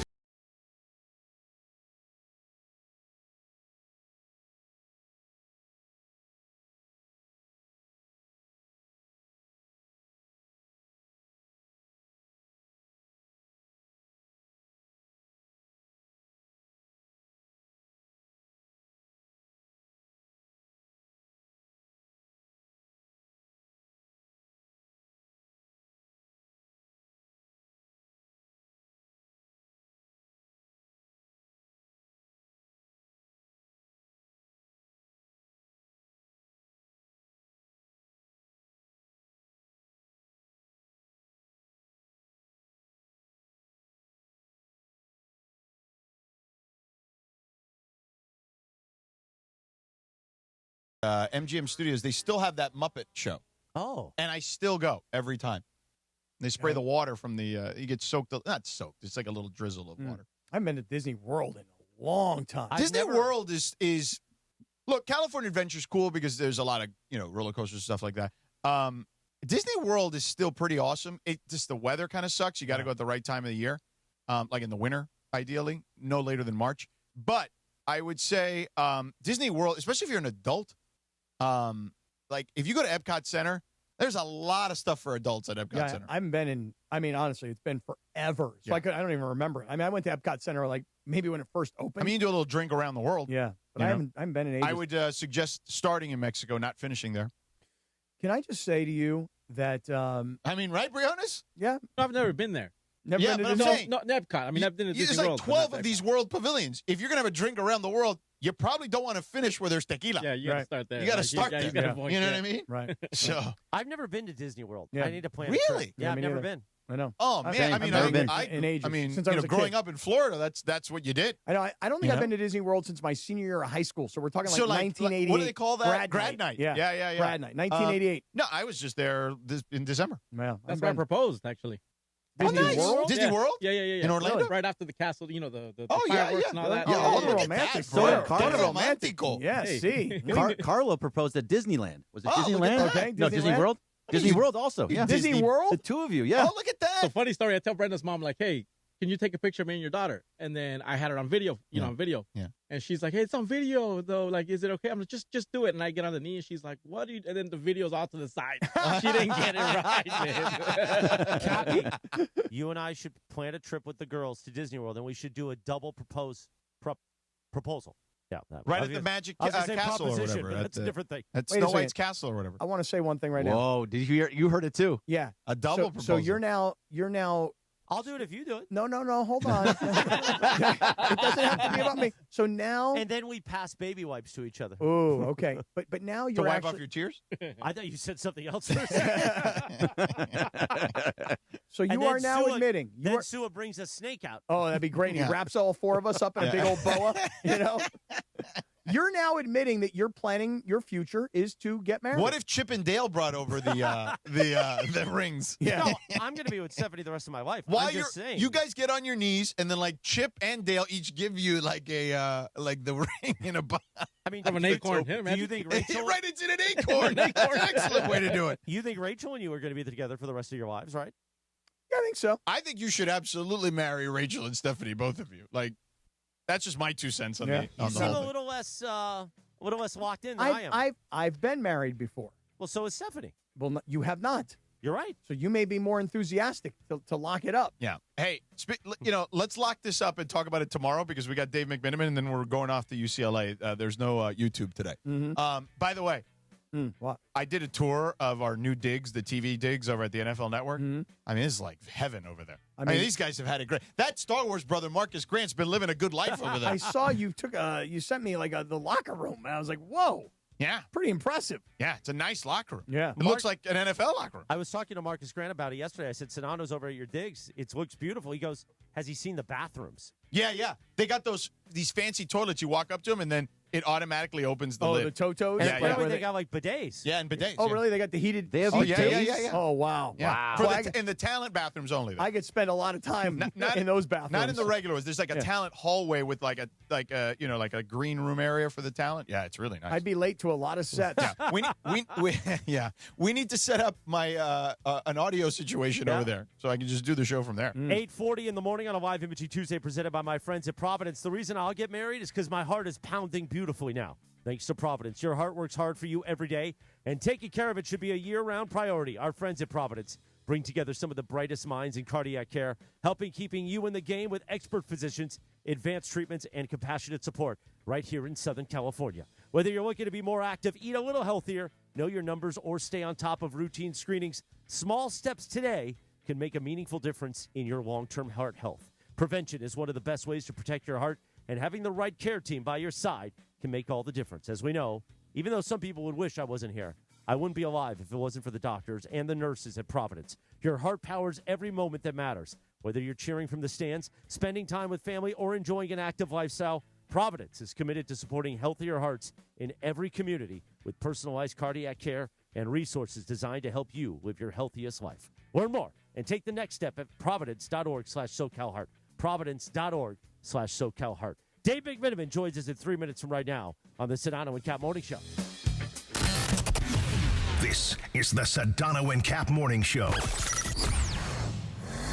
The Circa Million Pro Football Challenge is back. The greatest football contest in the world, coming straight at you from the greatest sports destination in the world, Circa Las Vegas. A guaranteed $6 million is up for grabs with a cool mill and the coveted blue jacket going to the winner. And hey, if you suck, no prob. Come in last and $100,000 is coming your way. It's $1,000 per entry, max 10 entries per person. Enter in Nevada, play from anywhere. Learn more at circasports.com. Circa Las Vegas, the time of your life. Being a sports fan in Los Angeles can be unpredictable. Your ice cream shouldn't be. For over 80 years, Thrifty has delivered the exact same legendary experience, right down to our signature cylindrical scoop. It's the brand this city was raised on, and the easiest call you'll make on game day. Skip the debate. Just grab the carton everyone already agrees on. Thrifty Ice Cream, a California classic. Available at most major retailers. Did he spit? Oh, you wouldn't spit out that Thrifty ice cream. It's beautiful. The 8 a.m. hour is brought to you by Fix My DUI. Life can change in a moment. Even good people make mistakes. Did you know what you do in the first 10 days after a DUI can impact your driving privileges? That's why it's important to act now. Angelica and the team at Fix My DUI are here to answer any questions about your DUI, DMV hearing, driver's license, or SR22 insurance requirements. Call today for a free consultation at 888-607-7077 or visit fixmydui.org. Also, let me remind you, DeMarco and Travis this Thursday, August 20th, live at Legends Attic in Claremont. Go to legendsattic.com. Dalton Rushing will make an appearance, as well as Oral Hershiser, Dave Hobrecht's incredible artwork, and plenty more. That's this Thursday from 3 to 6 p.m. at Legends Attic in Claremont. Be there, Jack. Dave McMiniman joins us in 90 seconds from right now. Hi guys, it's Ramona Shelburne for Hyundai of Glendale, where it's back to school savings all month long. Right now, lease a brand new 2026 Hyundai Palisade SE for $279 a month. Comes with owner's assurance and America's best 10-year, 100,000-mile powertrain warranty. Take it from me, with next level customer service and incredible dealer incentives, your next Hyundai is waiting for you at Hyundai of Glendale. Call 818-222-8000 or check them out at HyundaiofGlendale.net. $279 per month plus tax. Close and lease for 24 months. $47.49 total due outstanding plus government fees and taxes. Unapproved above average credit through HMF. 7,500 miles per year. 20 cents per excess miles. Expires 8/30/26. I'm David Ortiz. When I lost my mom, she was only 46. And I lost my dad to cancer. It was the worst pain I ever felt. It made me think, what will happen with the people I love when my time is up? That's why I have life insurance. Ethos makes it easy. It's all online, take about 10 minutes, and you can get up to $3 million in coverage. Get your free quote at ethos.com/game. That's ethos.com/game. Paid testimonial. Time spent on application may vary. Online health questions required. Your ambition just met its match with Robinhood. You play for the win, not just on game day, every day. Channel that drive into your money. Robinhood puts you in control, all on one platform. You expect more from yourself. Expect more from your money. Get started today at Robinhood.com/yourmoney. Again, that's Robinhood.com/yourmoney. Your money, your move.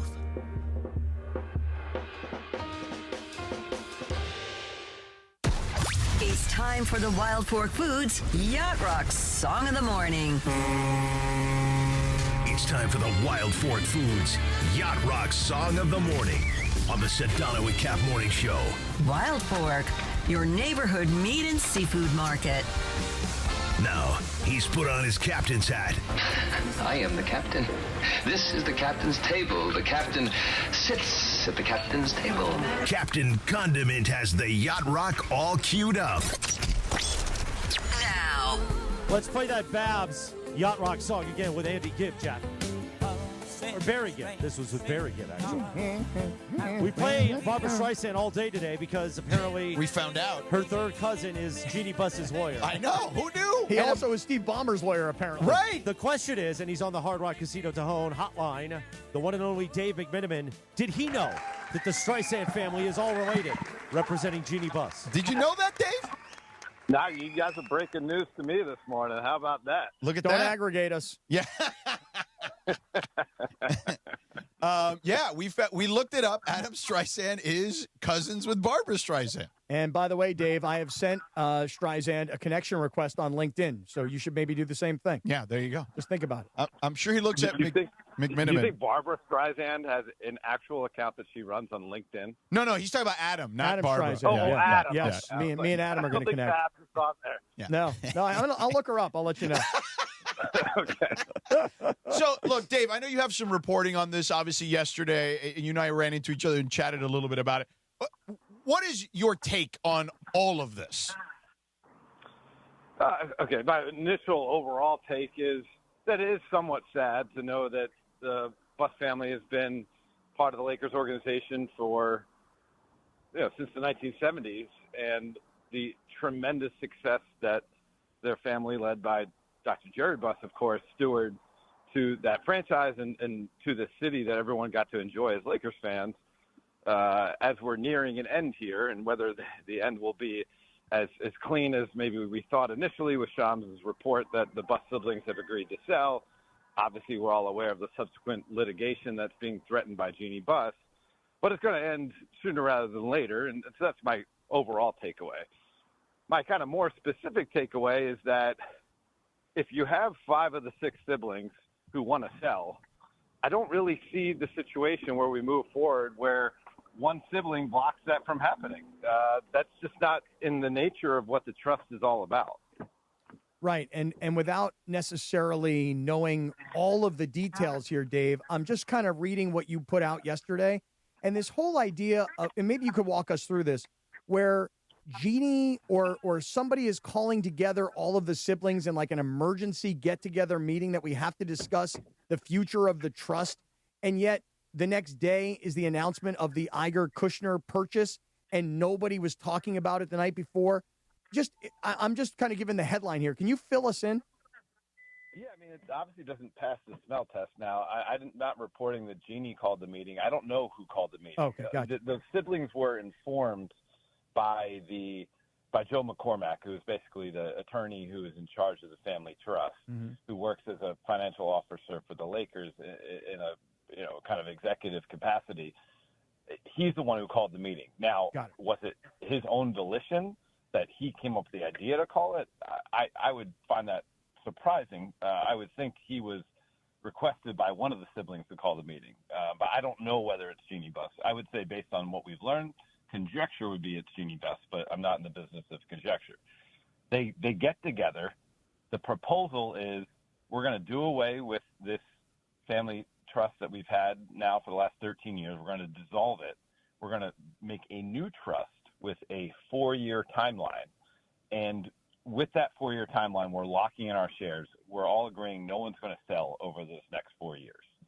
Now, obviously, if that was agreed to, it would have kept Jeanie in place as the acting governor of the team. And obviously, it would have assured that no one was selling their shares individually. And there's a variety of reasons why that would be beneficial to the group.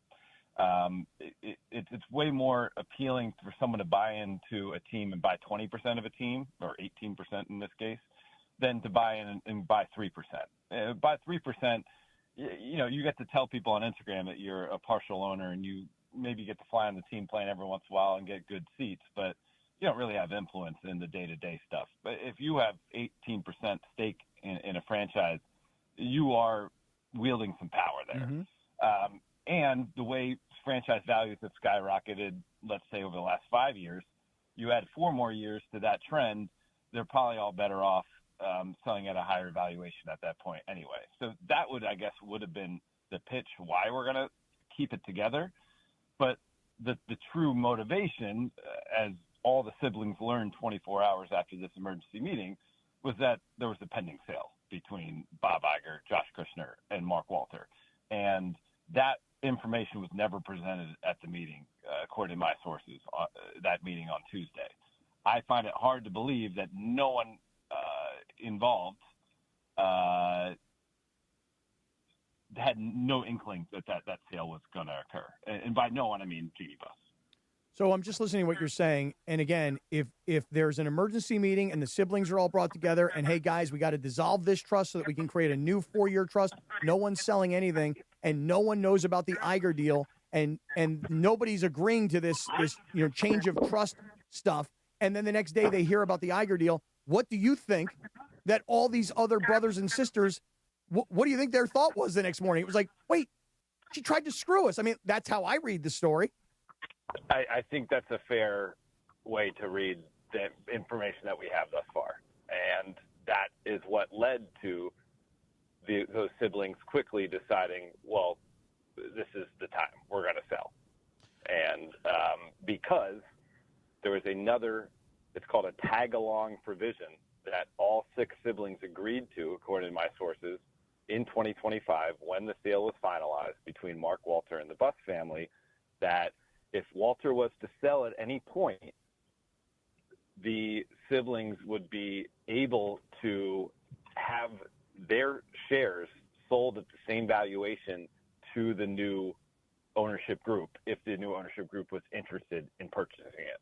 And clearly, Bob Iger and Josh Kushner are interested in purchasing that. And that's why, to me, I feel like this will end up being an inevitability that those shares are going to be sold, because I know Ramona Shelburne has some reporting on the trust agreement back in 2017 when the older male siblings tried to oust Jeanie from the group. And it was, if this was ever to occur in the future, you need to have 3 of the trustees all sign off, Jeanie Buss, and Joey Buss. Okay, yeah, there's some precedent there. But 8 years later, Jeanie agreed to this new idea of the tag-along provision that if Walter was ever to sell, we can all sell together. And clearly, that's the new scenario that we're faced with now with this sale. So, Dave, we got about 3 minutes or so here. What's next, basically? Is and I know you may not have specifics yet, but what is your guess as to where this goes next? I mean, this is kind of nebulous but it's in the hands of the lawyers, really. Now, obviously, the next step when it comes to the league, the sale just from Walter to Iger and Kushner, let alone the Busses to Iger and Kushner, that has to be approved by the Board of Governors. Something says to me that'll be approved. Yeah, that doesn't seem like a hard one. I would think so. Yeah. Anyone can look up the relationship between. Lost Dave for a second. Anyone could look up the relationship between. Here, obviously, the initial agreement was agreed in June, and then the Board of Governors meeting was in late October. That actually ratified the sale. So I would assume we're in a similar timeline here, that the Board of Governors meeting to ratify the sale would occur in October, but I don't have that cold yet. Yeah. But that's one of the big things. And then, you got to play out the legal process now between Jeanie Buss and her other 5 siblings. I would just think if I'm Bob Iger, not only do I not want their family civil war to have anything to do with my newest toy, but moreover, it's just like, guys, we don't need Jeanie Buss to run this franchise any longer. Right. Maybe Mark Walter 100%. didn't have a problem with it. I mean, this guy negotiated 3 rights deals with Adam Silver. He doesn't need anybody. She's just, honestly, she, as an executive, and her family drama and dysfunction and civil war playing out publicly, as new owners, we don't want that anywhere near our organization. Yeah. I think that's how it's going to play out, Dave. Yeah, and I mean, listen, I think anyone with a kind of a sound business mind would come to that conclusion and want to turn the page here. And Jeanie has already been paid handsomely by Mark Walter for the part of the deal that was already completed, and there'll be another big fat paycheck coming her way from Iger and Kushner. And it doesn't diminish what was accomplished in the time that the Buss family owned the team, but certainly this is going to be a bitter end. Yep. All right, Dave McMiniman does a phenomenal job covering the NBA and the Los Angeles Lakers. Dave, real quick, how would you describe our new TV digs? Because I felt like I was in heaven yesterday before you go. They're lavish, man. I'm enjoying the thought of where things could go with it. Obviously, it's all very NFL-centric right now, but I can't wait to see them slap some NBA logos out there, get some hoops up, and we're going to enjoy ourselves there. Cappy's jealous of the toilet bidets that open automatically very and all jealous. that stuff. Very, very jealous. So I'm going to go there and mark my territory. Casino Tejon hotline. All right, Dave. We'll see you. All right. See you guys. All right. No Bergie tomorrow. No Morales. Bergie will see you in a week. I'll see you back Monday. You guys will be here at 7 a.m. I don't know who you're with, but you'll have fun. So for everybody who goes, no more Morales and Bergie on the show, tomorrow you get your wish. Just Sedano and Cap. You guys enjoy UCLA practice. We'll see you tomorrow at 7 a.m. I'll be back at noon with Mason and Ireland on a live imaging Tuesday presented by Providence. Final words, Sedano? Oh, all right. Enjoy UCLA. Wait, I just wondered if you have final words. Final word. Stephanie has texted me, Chris's girlfriend, quote, under no circumstances do I want a Disney proposal. Disney proposal, off the table. The Rich Eisen Show is There you next. go. Off the table. Eisen on the table. Hey, guys, it's John Ireland. In all my years of covering sports,